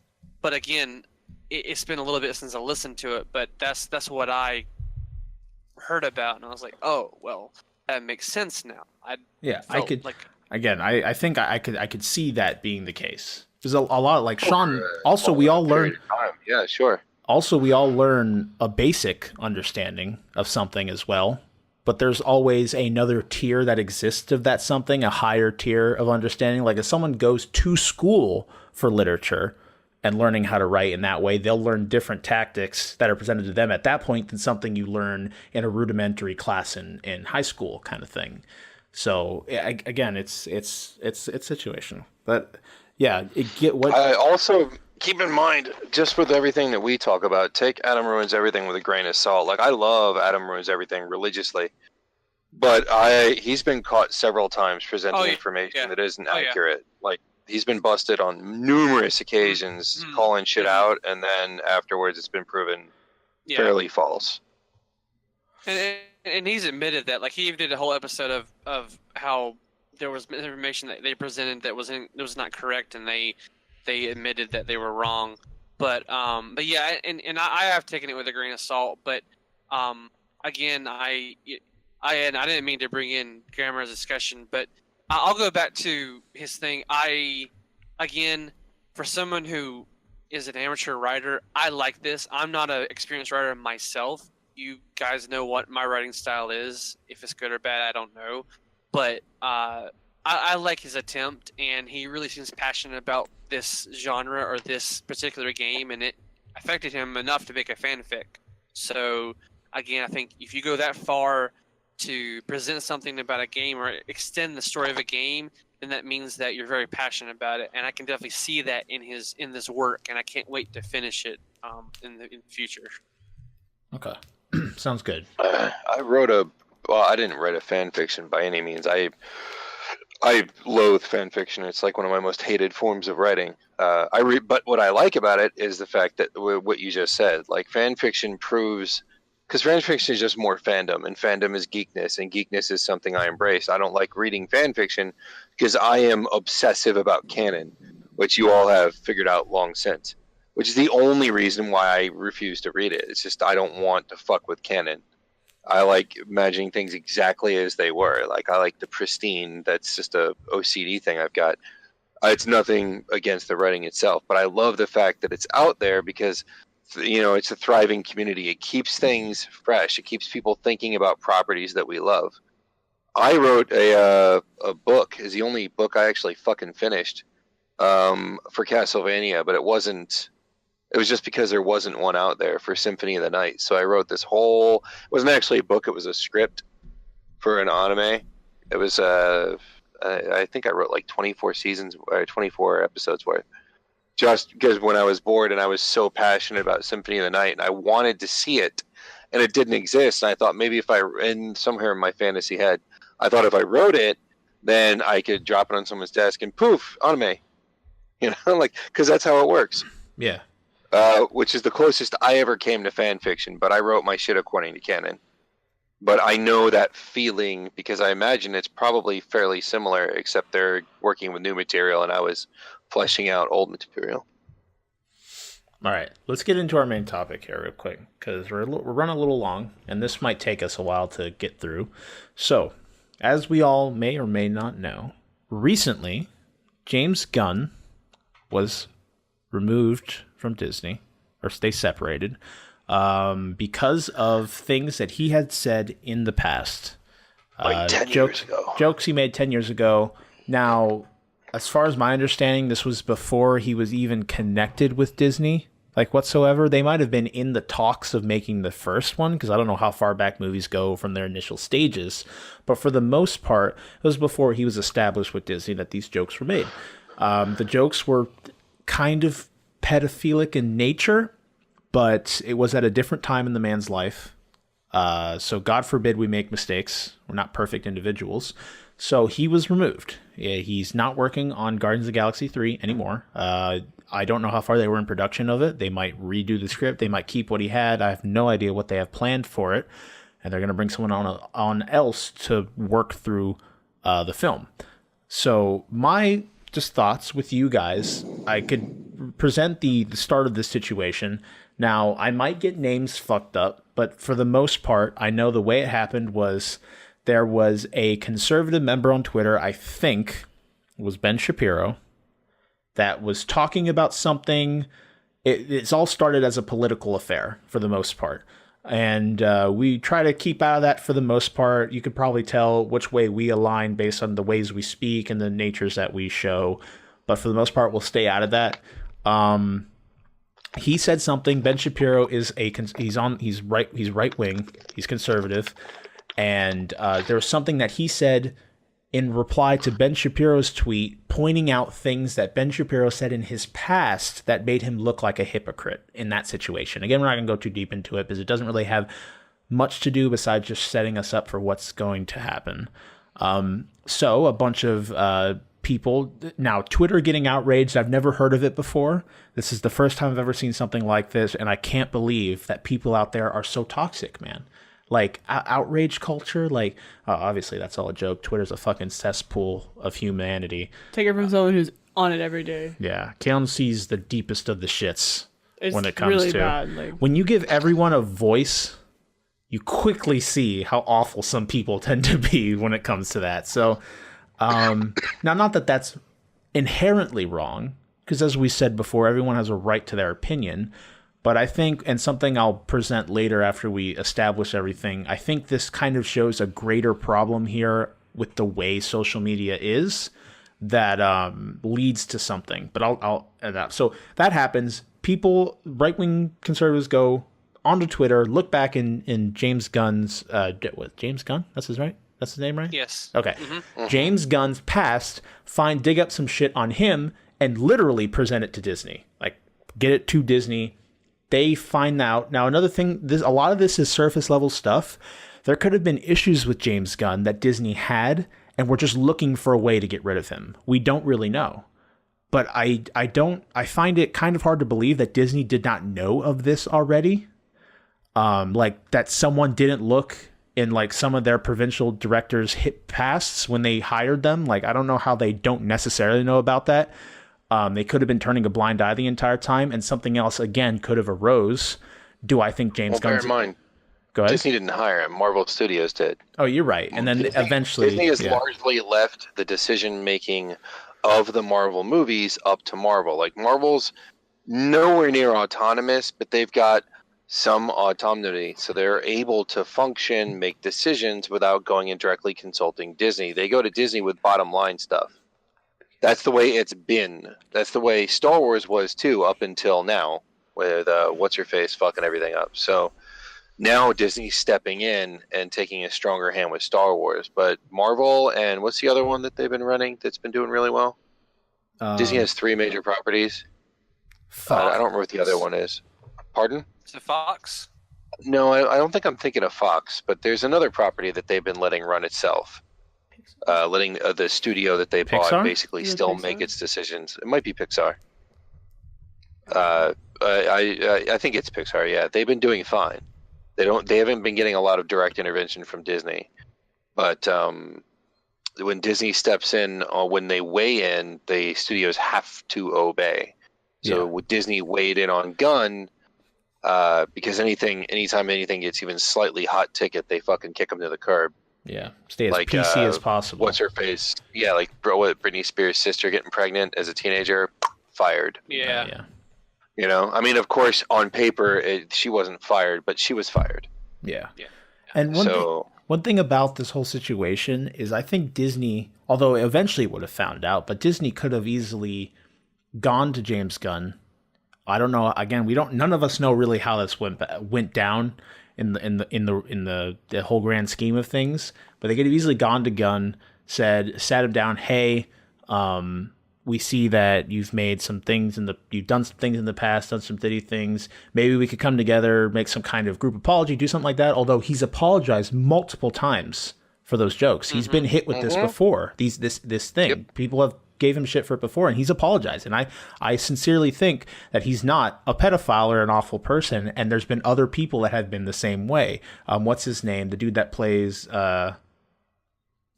what's the name of the actor that plays the buff dude on Guardians of the Galaxy? What is his name? Batista. But yeah, Batista. He's come out and said, hey, I genuinely don't think he's a bad guy. And I think Pratt also said something too, but I think they took some time because they probably had to go to some PR people like, hey, let's not fuck anything up here. But everyone's kind of come to his defense in the fact that, like, we've worked with this man. I don't think he's that bad of a dude. It was a different time of his life. He's made mistakes, but there was no need for this course of action, kind of. And that's kind of what's been going on. So he's been separated. He's not working on Guardians of the Galaxy 3 anymore. And hopefully this doesn't stain his career. I don't necessarily think it will. No, it won't. He'll be fine. I think he'll be okay. Because he has 2 big-ass reasons why people want him to work for them. And the thing... Well, what we'll do is we'll go around the table... and we'll talk about the virtual table, and we'll talk about everyone's opinion on what they think.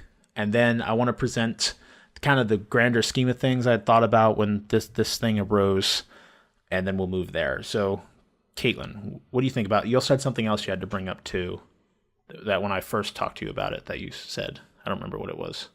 What do you think about this situation, though? I think it's so stupid. You do? Like...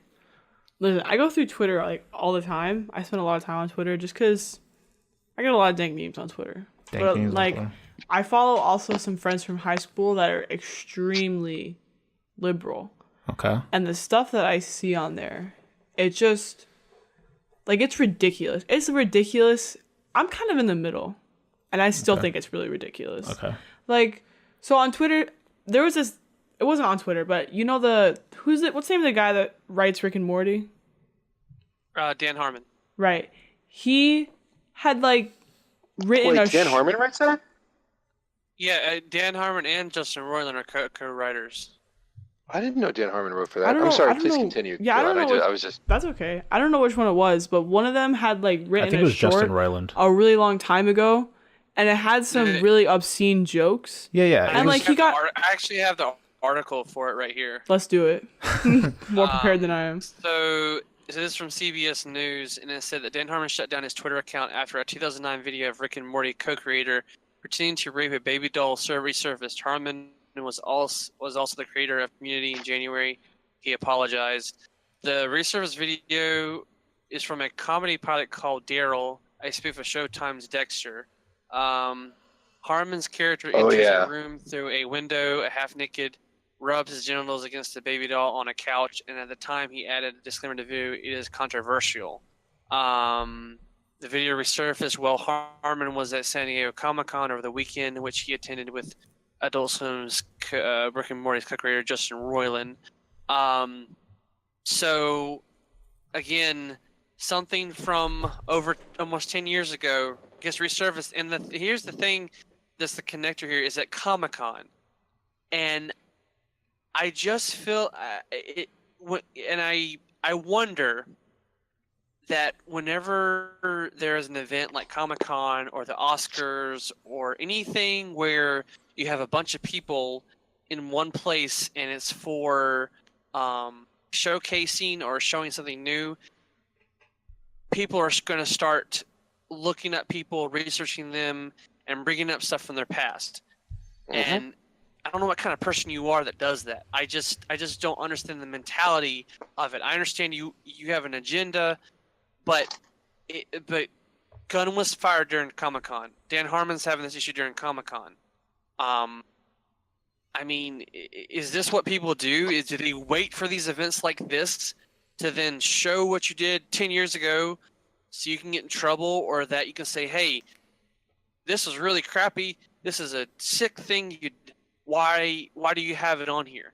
Why do you have a job? Why are you allowed to exist anymore? Exactly. Why are you allowed to have children and be married and breathe air? You're fucking piece of shit scum. Yeah. Yeah, it's attack on someone's character because people. There's an adage that says people never change. I think that's kind of ludicrous. I think that is I think people can change. Yes, they're still the same person physically. They might have the same personality, but beliefs and ideals can change. Whether or not they want them to change is up to them. And you can tell from, these people that they're a different person. Now, we don't know what their private life is. We don't know how they are behind closed doors or how they interact with people outside of media. But we don't have a right to know. Exactly, and that's fine, because guess what? That's their business. I really don't care. But when you try to bring stuff up like that, you're creating outrage culture has been created because of social media, because of people digging just in. Answered your question. Yeah. See, you just answered your entire statement. It all comes down to outrage culture. He just had like a brain blast, while he's yeah. Like he's like, I just don't understand what it is, and he's like, outrage culture. I'm like, that's it. There you go. There you go. See, I do that to myself. Wait a second. But I do Twitter. I totally do. But the point is that it just seems like, and again, I don't know if it's because of Comic-Con that people do it, but it just seems like whenever there's an event like this, when there's a gathering of gatherings make it easier, man, because they're not defended. They're open. They're out there. All you got to do is get your hand up and get called on once, and boom, it's in front of millions of eyes. And yes, they plan it in advance. They absolutely do. All right, Shawn, what's your opinion here? and then I'm gonna bring out.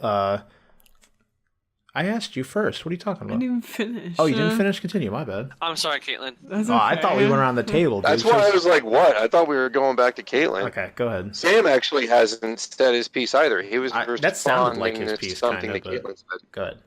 Like, Well, that might have been part of it, but I think she said. okay, so I was just saying, like, I just think it's so ridiculous to dig up something like that from so long ago, and I feel like I understand like the jokes are offensive, and it even comes back to like the thing that just happened with PewDiePie, The Demi Lovato. the Demi joke? Lovato thing. Yeah. But I feel like comedy is just something that Subjective. is very subjective. You know what's funny? I saw a tweet, Not anymore. and I'll give it right back to you. But I saw a tweet that it was like dark humor is like food. Not everyone gets it.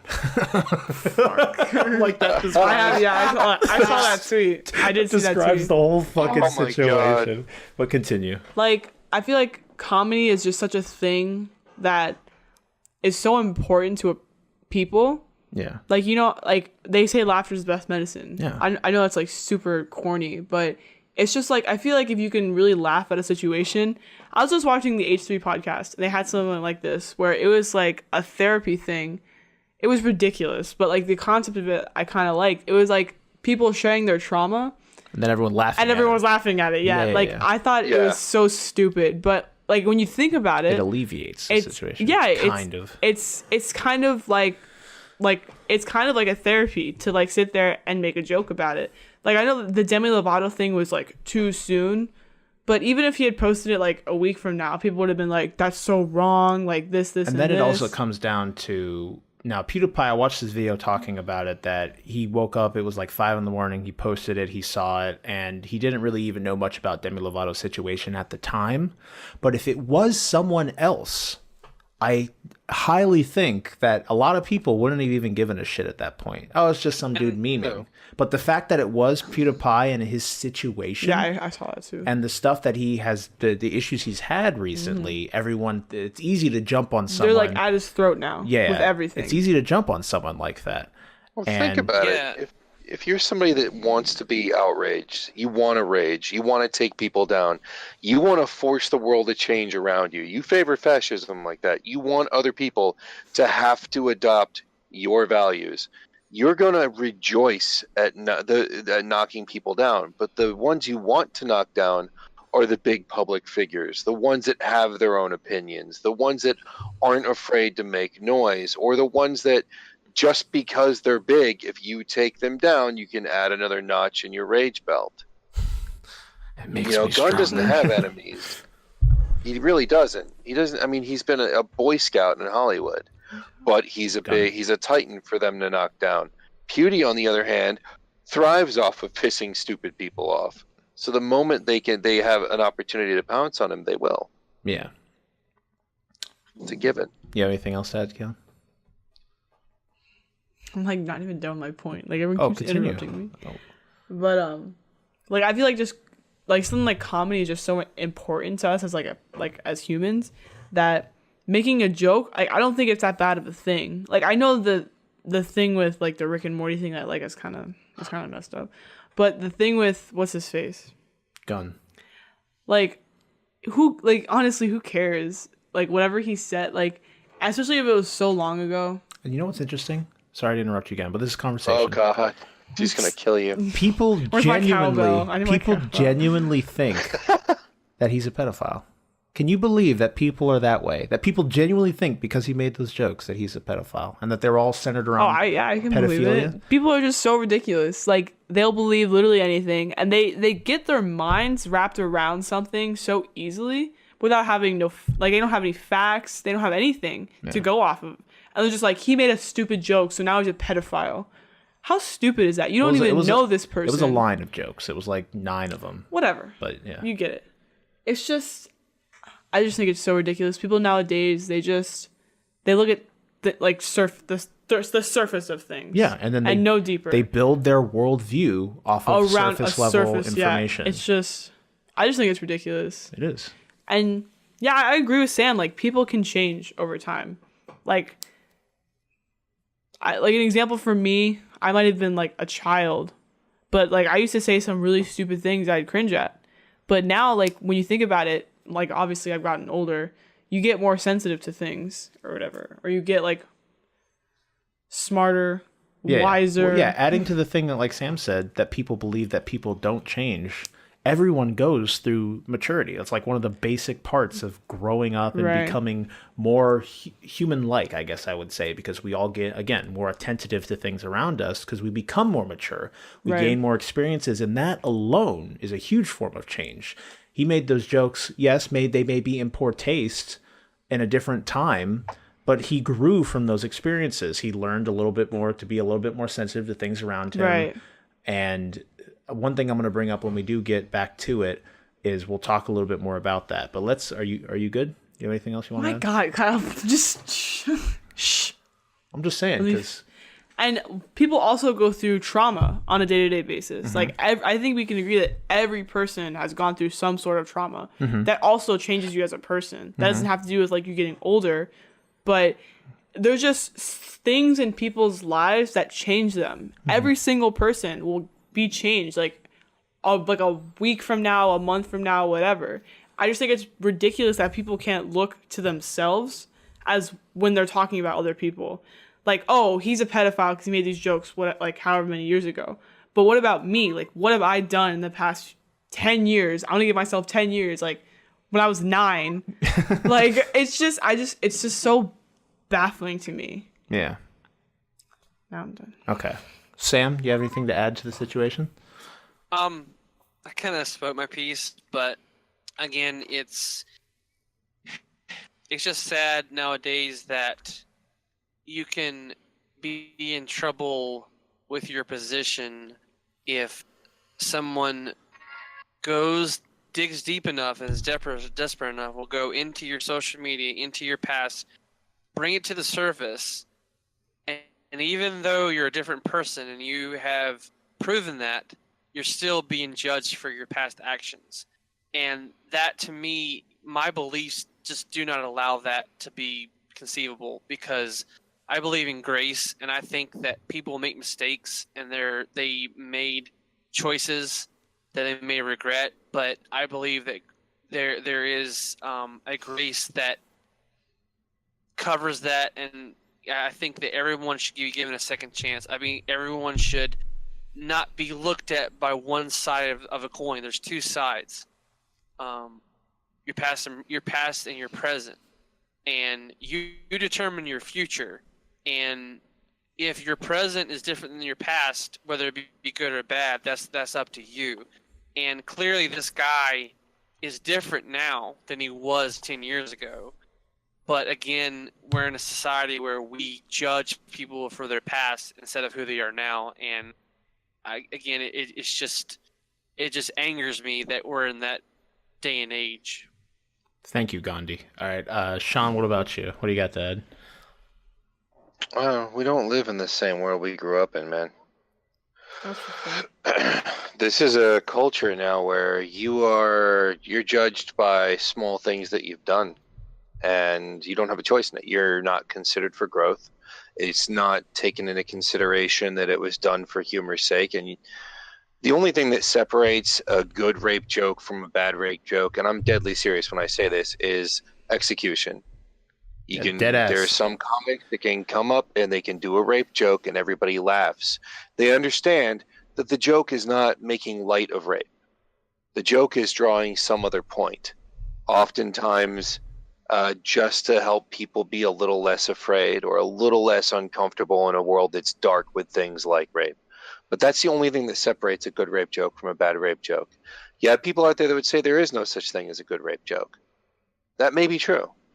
But they have no right to force the world to change because they're uncomfortable. It's not their right. Mm-hmm.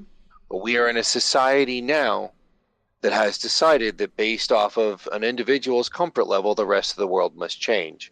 This is the same society that Mussolini envisioned. It's the same society that Hitler envisioned.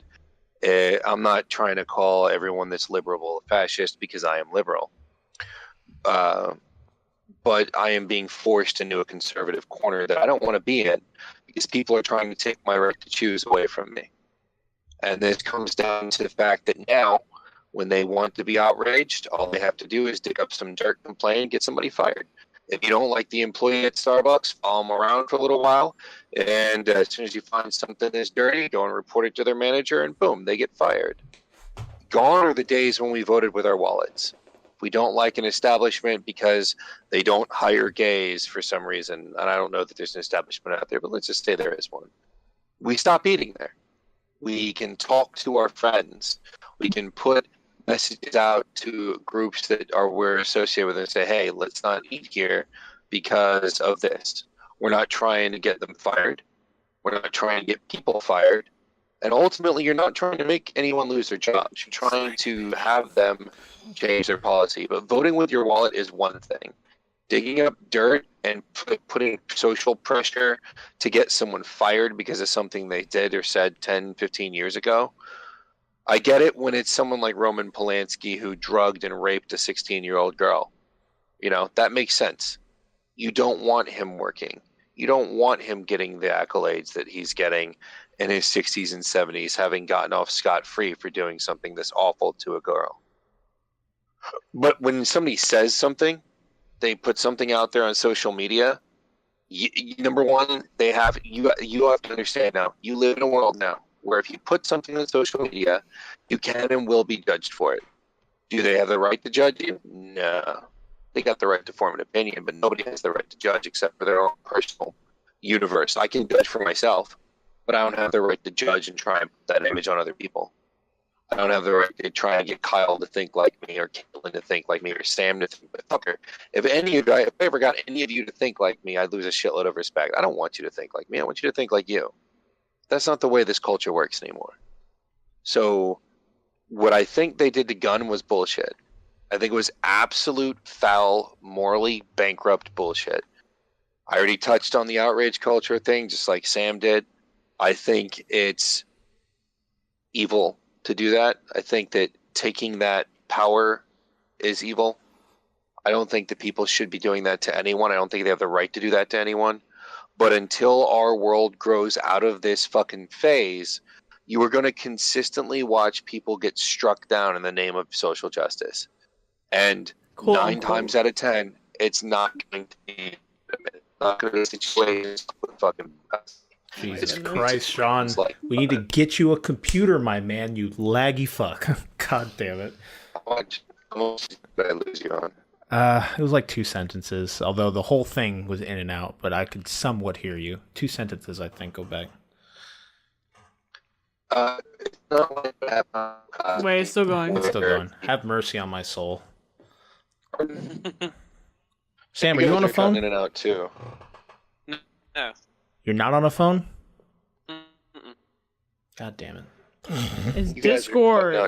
It's not Discord. Let's start using Skype. Skype does. I don't have this problem on PlayStation. Or on Skype. Alright. Whatever. Fuck it. Shall I try again? The last 2 sentences again. Yeah, go. It's not like what they did with somebody like Cosby, where he did some horrible things and they caught up to him. Those were legitimate crimes, number one. And number two, rape is not something that becomes less of a thing 10 years later. You don't rape somebody, get away with it, and then 10 years later you can claim, oh, I'm a better person now. Well, you may still, that may be true. Cosby might be a fucking saint now. But the punishment still needs to fit the crime. Gunn didn't commit a crime. Gunn made some off-color jokes. Whether they were nasty or not depends on the listener. There are a ton of people that hate comics out there, but comedy is necessary, and there has to be comedy that you don't agree with, just like there has to be games that you don't agree with.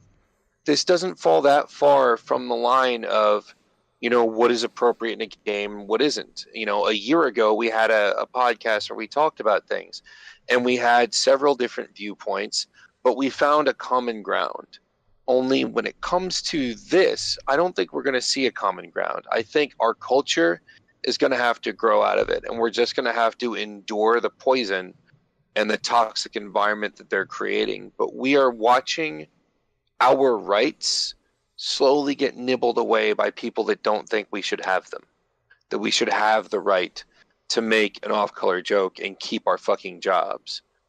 What he said has nothing to do with his directing. It has nothing to do with his behavior.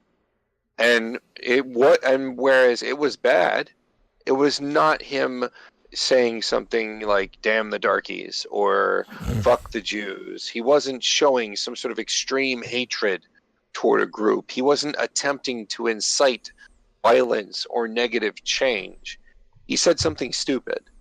He apologized for that something stupid. You did not have the right to take his job away. But Disney had the right to remove it as he was their employee. So now we're in a world where we can put pressure on someone and get it fired. We can change what we want. If we don't like your viewpoints, we can erase you. We can move you somewhere where we don't have to see you. And there's no fixing that. We're just going to have to pray that we grow out of it, because if we continue going in that direction, all art is in danger, not just comedy. Okay. And that's the part that scares me the most. All right. So with all that, let's take one step up, look at this situation from a broader perspective here. So there's two things that I thought about while thinking about this. The one is comedy, which was touched on quite a bit. And the other is communication. Communication and comedy. On the comedy side, you guys brought up a bunch of great points. Comedy is obviously subjective. Comedy can fit in a certain time, in a certain place, and completely not in a certain time, in a certain place. A lot of that comes down to the comedian, as Shawn had stated. Execution, if you go to any school for comedy, is one of the most important things you need to learn, is how to properly bring a joke out into the open for people to absorb. That is damn near one of like the cardinal things that you have to do for comedy. And again, one thing that's interesting is, like Shawn was saying again, is if we get to a point where you have a group of people or a politician or someone telling you that this isn't funny, is it still even, again, like art? Is it still even a medium? Is it still anything like that? If someone has to sit there and tell you, no, you can't find this funny, at what point do we even fall away from comedy before it's all They're not even scripted? saying that. They're saying it doesn't have the right to exist. Well, that too. Even worse. And then from the other side, communication. One thing that Twitter and outrage culture and all this that has bubbled up to the surface about us and people is that with both the pseudo animosity that the internet provides, because it's not as anonymous as it used to be, especially with social media, and then the ability to instantly talk to others, or instantly join a group of people mad at something, or instantly join an opposite group but mad at something else. At what point do we just get to the idea where we're just slinging like threats or intent to like put someone down at each other? And at what point, I think, like Shawn, you said, this can't be fixed. I think it can be, but I think the chances of it happening are very slim, because we're so built in our ways currently. I think the best chance is to grow out of it whenever that happens, because I don't think you're going to be able to bring all these people to a common ground where we get to what I was saying about, and that's communication. One thing about people is a lot of people aren't really the same. Through experiences in your life, to things you've dealt with, to people you listen to that help formulate your worldview, a lot of people are different. Now, they may have common beliefs or ideals that allow them to group together and form hate culture, outrage culture, things like that. One way that we can help each other, help humanity as a whole, is communication. We have to get to the point where, again, this is all stuff that's a very slim nature, but it's just nice putting it out there to think about, is if someone's outraged at something, right? And they have started their interaction with you by flinging hate. At what point do we sit down and say, instead of retorting with more hate, why don't we have a conversation? So say, okay, these jokes were made in bad taste. I said a rape joke, and that made someone, or even in the PewDiePie situation, he made a joke about Demi Lovato. She OD'd on heroin, right? She did not die. She's still alive. She's still fine. Has she made confirmed that that's what happened? Yes, I think I'm pretty sure that's the case. What happened? She OD'd on heroin. She's still okay. They gave her a drug that you give somebody who ODs on opiates, but I don't know if they confirmed it was. It doesn't matter. Oh, okay. Well, she OD'd on something. She fell back into her drug abuse, And okay, now one thing with abuse victims is ostracizing them is one of the worst things you can do. A lot of helping someone get out of something, especially once they've relapsed into it, is providing support, both emotionally and physically, being there for them, stuff like that. And ostracizing someone is one of the worst things you can do to someone that has relapsed back into drugs or something like that, or is actively addicted. So was his joke immediately intent to harm? Maybe, maybe not. Again, we don't know everything behind the scenes, but this all immediately went to throwing hate, right? I'm sure some people out there where they're like that, but a lot of it went down to, how dare you do this? You don't deserve to live. Go fucking die. Blah, blah, blah. Immediately to hate. Now, he came out and apologized, but also on top of that, he started a conversation with his own opinion, talking about, why am I technically the bad guy where she has fallen into the abuse in the first place, stuff like that, and left a bad example for her viewer base, stuff like that. He presented his opinion. He presented a conversation, and people can either retort with continuous hate or continue the conversation. The conversation helps us all come together and learn more about one another. Because you can't look at someone and understand everything about them just by looking at their face, just by looking at their Twitter profile picture, just by looking at their pedophilic jokes from 10 years ago. We have to all start conversations with each other to learn more about each other. Again, we don't know the full thing with James Gunn. We don't know if there was something that he did and Disney was just looking for a way to get rid of him, or if Disney was in fact pressured into it and they reacted on a hinge and dropped him that way. We don't know the full story yet. I don't know if we'll ever know the full story. But if Disney sat down with him and had a conversation, again, we don't know if they did or not, and said, hey, let's come out together, do this. We'll give it one more apology. See if we could bring down the hate.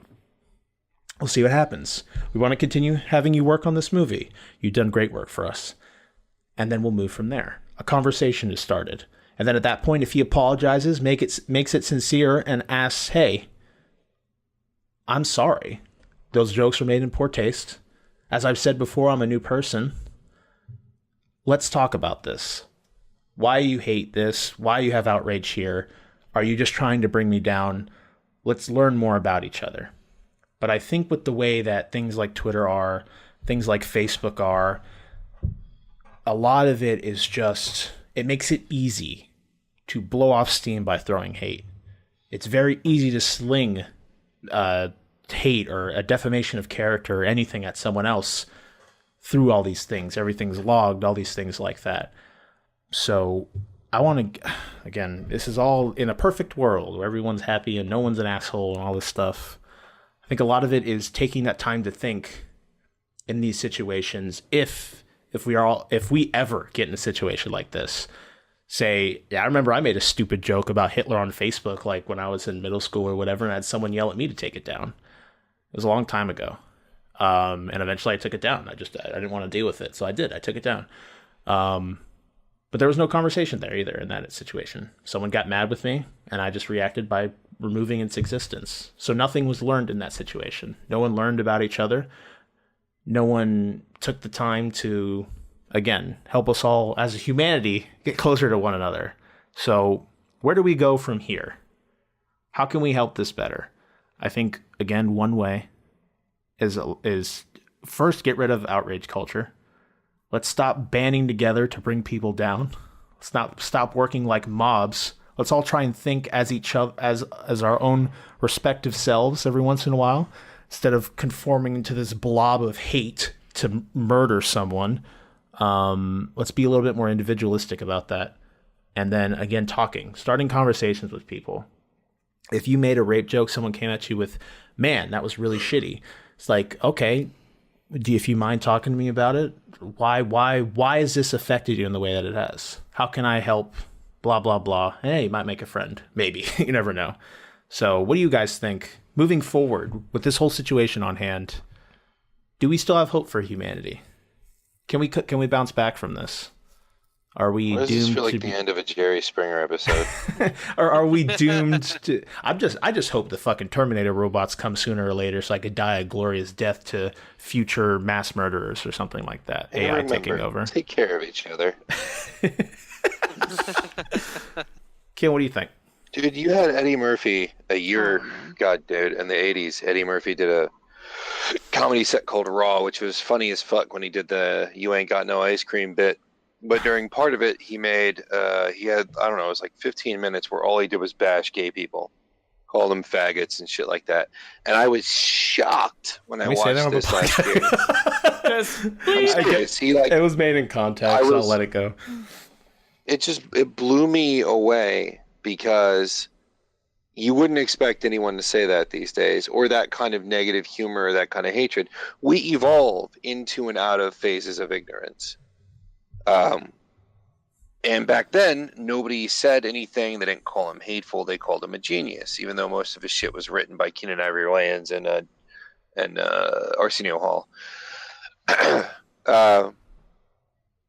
Comedy, even 10 years, like what was appropriate to say 10 years ago, or what we thought, not what was appropriate, what we thought was appropriate 10 years ago, isn't necessarily what's appropriate now. Definitely. It's not necessarily acceptable now. And until people start recognizing that there are levels of awareness and changes in society, and maybe somebody says things before those changes existed, or maybe, you know, they're from an older school and it took some time for them to evolve, you have to give a person a chance to show you who they are. James Gunn has shown people who he is. He has not in any way presented himself to be that person anymore. And I think he has intentionally made sure that he has kept a clean image. But I don't think that matters. I hope to God that conversations can work, because I used to believe that was the truth. But in the environment that I work in, I work with, like, I'm notorious for calling people stupid, right? And I'm notorious for thinking that people are stupid. That's just a thing that everybody knows that I do. What surprised me was that how much I have come to stop thinking of the human race as a bag full of angry cats, and actually started considering people as being intelligent, thinking creatures. Because when I went to work where I work with the bottom quotient of humanity. I mean, it's a horrible, mean-spirited thing to say, but there are more people there that don't know how to tie their shoes and believe the very first thing they see on media. They'll see a video of, like, police violence. They'll see a video of somebody saying something horrible happened and immediately believe it, and immediately have a reaction and never do their due diligence. And then when somebody does release the full information, when somebody does give you a legit news report that proves the facts, they opt to believe the first one. And apparently, this is more the common thing than not. It was very depressing for me to realize that people probably are just as stupid as they thought they were. So I don't know how you can get through to that kind of crowd. They legit just don't care. Whatever suits whatever they want to be angry at, or however they want to feel, or whatever myth they've been telling themselves is all they're concerned with. And I hope one day we can overcome that. But dude, I have no idea how. Yeah, I would agree. I think communication is a good first step. But again, you have to bank on the fact that people be willing to do that. And I think in our current way that we all talk to each other, I just don't think that's something that would go down. I mean, it might happen in small chunks, but for the most part, not to be a downer or anything like that, I still think good can be done on Twitter and things like that, and good conversations can happen, but I think it just has to happen more than not. But there'll always be a percentage of humanity that I think is willing to quickly defend or quickly build a worldview based on people that they trust in one way or another for one reason or another, and then not feel to challenge that worldview. They just don't want to. People don't like change, man, and it's rough. A lot of people don't. A lot of people aren't willing to admit that they're wrong, that they were wrong, that that they did something in ignorance. There's a innate pride there. And it'll just take, again, I think another thing about communication that will help there is I think in order to talk to someone else about something, you have to humble yourself to be willing to understand their point of view, that you're not the center of attention on the planet. You're not the number one and stuff like that. And that humbling in itself is an act that not everyone goes through. It's something that a lot of people have to get it forced upon, either through actions in their life or things that they did. It's something that has to happen to you, not something you go through in your own right. So yeah, that's that. Sam, what do you think? Do you have anything else to add? I think you kind of summed it up in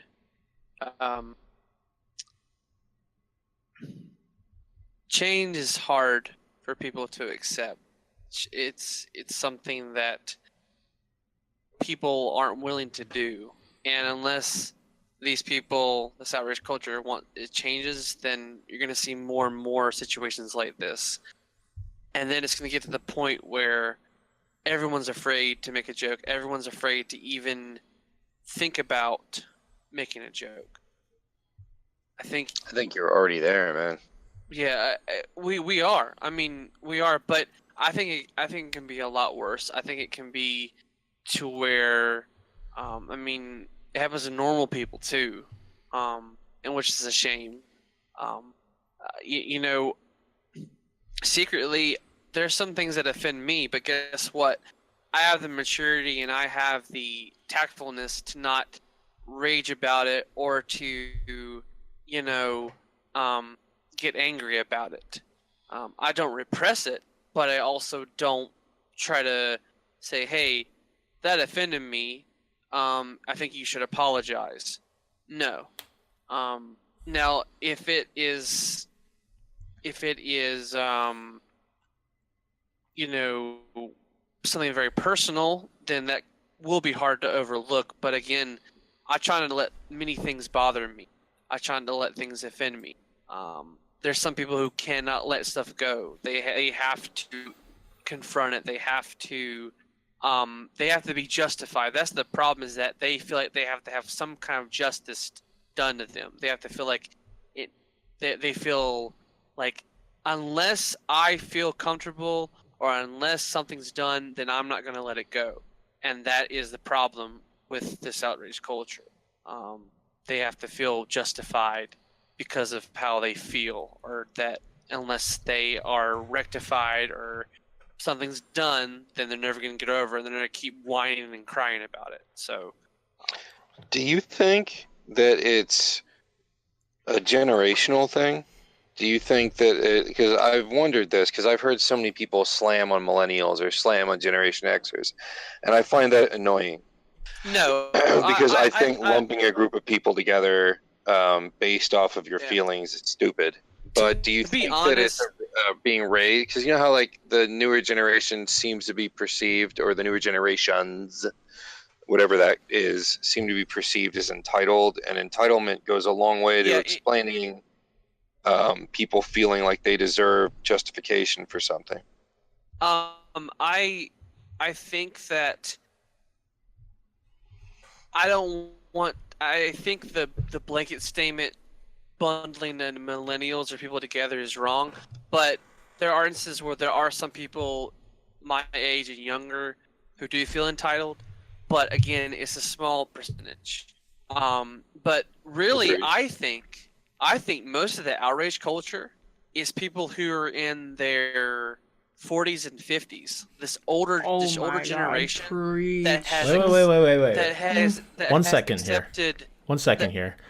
I think I'll bring it right back to you. Just give me 1 second. I think that I don't think it has anything to do with your generation. I think that the type of world that we currently live in allows for ease of access to this type of behavior. I think it innately existed. I don't know what the hell just happened. Kel's just laughing. I just farted all over. That's what I was talking about earlier, how our culture is turned into something that just encourages it. I think it innately exists in all humans. Everyone wants to feel justified if they've been wronged. Everyone wants to have their opinion be considered and all that stuff. I think that exists for everyone, but I think what's happening now is the way that we've become interconnected and the ways that we could communicate with others that don't live next door to us allows for this culture. It breeds this culture. I think it has nothing to do with how old you are or how you were raised. I think just the current culture that we live in breeds this type of behavior.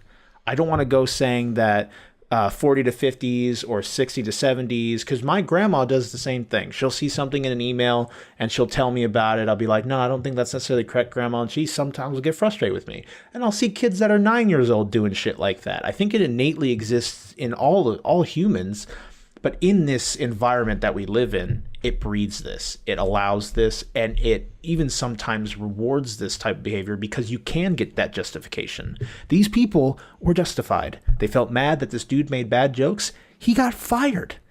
He was taken out of his position. He could have done great things with Guardians of the Galaxy 3, and we don't know the current state of that movie now. They were justified. And this environment that we live in allows it to happen. I think that's all it is, really. I don't think it belongs to a certain generation. It's just the generation that happens to be completely enveloped in it their entire life is the millennials. So I think the ones that are the most obvious with it are the younger crowd, but I don't think it belongs to them. No, I don't think it does either. I think since millennials have been with it longer, they deal with it better.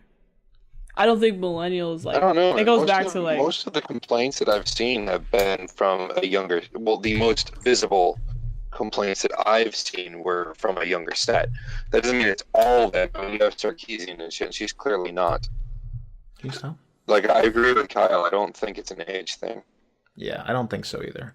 So yeah. I just think they're better able to utilize some of the social media stuff. But when you look at the elements that aren't social media as much, like, you know, the news elements, because you see a lot of this shit on the news. So, definitely. And that's a lot of that's almost entirely an older set. Yeah, and then you have that dichotomy of the younger crowd getting their news not from news networks, but from, you know, from different news sources, and then the older crowd getting it from the news and the media that has been long there, basically catering to these people adhering to the agenda of the owners of these media companies. It's a totally, they have a different mindset than the younger crowd, and it has created this sort of, you know, divide between the generations, and it's just this conflict of ideals and stuff just clashes on social media. And it just creates, I think it's created that outrage culture. I could be wrong, but I think that's what's happened, is that traditional news has evolved into whatever the owner wants, whatever the agenda of the money or the ratings go, to the newer crowd that wants news from the source, that wants it unbiased, that wants it truthful. They don't want, you know, sugar-coated like most media does, or that is twisted. But again, I could be wrong. Okay. I don't believe that at all. Your independent news sources are largely populated by people that are tired of the bullshit, and like Philip DeFranco is my age. Philip DeFranco is in his 30s, my boy, and he does independent media because the big news sources, as well as thousands of smaller media outlets that are run by the younger. I think the media is definitely guilty of increasing a divide. Mm-hmm. But I think that's because that's something being passed down from our government. Our government's been encouraging a division in the United States people for a long ass time. Okay. But I don't for a moment believe that the younger media is seeking an unbiased truth, whereas the older media is going off of an agenda. No, I think they're all going off of an agenda. The only option you have is to do your own due diligence and your own research as much as possible. Use numerous independent sources of news to find your information, and work that way. But I don't think it has anything at all to do with what the old and the young are getting their news from. Okay. Because I've seen as much corruption and moral bullshit coming from Huffington Post, for instance, HuffPost, which is very much like a 20s newspaper. Look at BuzzFeed. And it's filled, BuzzFeed and HuffPost have a sister relationship. But HuffPost is filled with vile garbage. Just stuff that increases hate and distance. And then the next page, they'll have an article on kittens. You know, like it's just as broken as Fox News. It really is. So I don't think it's that. I wouldn't say that the youth or the older. I don't think age differentiates the necessity, the search for truth. I think that they're both prone to snap reactions, like Kyle's grandmother, or the people that I work with. Yeah, I work with a lot of dropouts and a lot of people who barely managed to finish high school and just went, directly to work at Drugs RS, where I work, where you can buy anything you want in the parking lot. I think it's something different than that. Okay. Because I think that somebody in their 20s and somebody in their 30s and somebody in their 40s, they all want the truth from the news. And I think that whereas you might be more prone to rash decisions when you're younger, I don't think that it's fair to sit there and go to say that the younger people don't want accuracy in their news reporting, because I know several highly intelligent people that are younger that are very set on getting the right news and are not the type to overreact or to react poorly to things. They'll wait until they get all their information. So it wouldn't be fair for me to say that. And I know that, Perry, for instance, will not make a decision on something until he has thoroughly looked into it. That doesn't mean I always agree with his decisions. Perry's like super conservative to the point of, sometimes I'm like, dude, I don't know how you could believe that. But right. He still makes sure that he does his digging. Anyway, yeah. I've been up since 4:30. Guilty Right, early at this point. Right. One more final thoughts. If it's something that's already been said, don't say it. Just something that you just immediately thought of recently, or something that you want to add real quick before we call it an episode. Anything? No, I'm good. Tell your terrible jokes. Yeah, dude. Say it. Just do it. Don't be afraid to speak your mind. But while you're speaking your mind, also don't be afraid to put your feet in the other people's shoes. Look at the situation from all angles. People intentionally. Yeah. Don't let them intimidate you.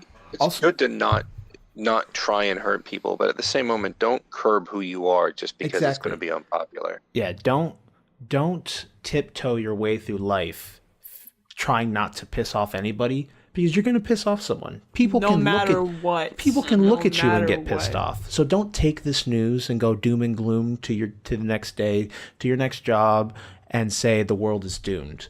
Live your life how you live it, but try and make your ideas, your beliefs, build your world from multiple sources. Try and make educated, try and build your world from an educated point of view, that you've taken the time, like Shawn says, your due diligence to build your worldview to a point, because another con of this is if you build your worldview from one thing, it's very easy to shatter it. Very easy to shatter it. But if you formulate your worldview from different opinions, take the time to research what you believe and the things that you want to adhere to in life, you'll kind of bolster up that worldview as well. Sam, you have anything to add before we call it? No, I'm good. Okay. Awesome fucking talk, guys. I love these types of episodes when we get something deep that we could delve into. Everyone brought up really good points. If you guys in the comments, if you have something that you agree with, you disagree with entirely, or anything you want to talk to us, either feel free to let us know in Discord, the comment section. We want to hear your guys' opinions. Keep this conversation going. Talk with your friends about it, your parents about it, see what they have to say, and be willing to listen to them. Be willing to listen to their point of view, their side, because that conversation, I think, is so important. It helps us grow together as people. So that's my final thing to leave with. Talk with people, man. Feel free to, don't be afraid to listen to someone's point of view. So let's get some outros going. Caitlyn, what do you? What do you got to say to our lovely audience? Have a great week. Always hits me right in my kokoro. Sam, what about you? We may live in a time where you can get fired for telling a dirty joke or a joke that you said 10 years ago. But just remember, there's always a light at the end of the tunnel. Plus ultra. Indeed. Shawn? Hugs and kisses and all your pink parts. And before we go, I shall leave you all with a thought. In the US, a pound of potato chips costs 200 times more than a pound of potatoes.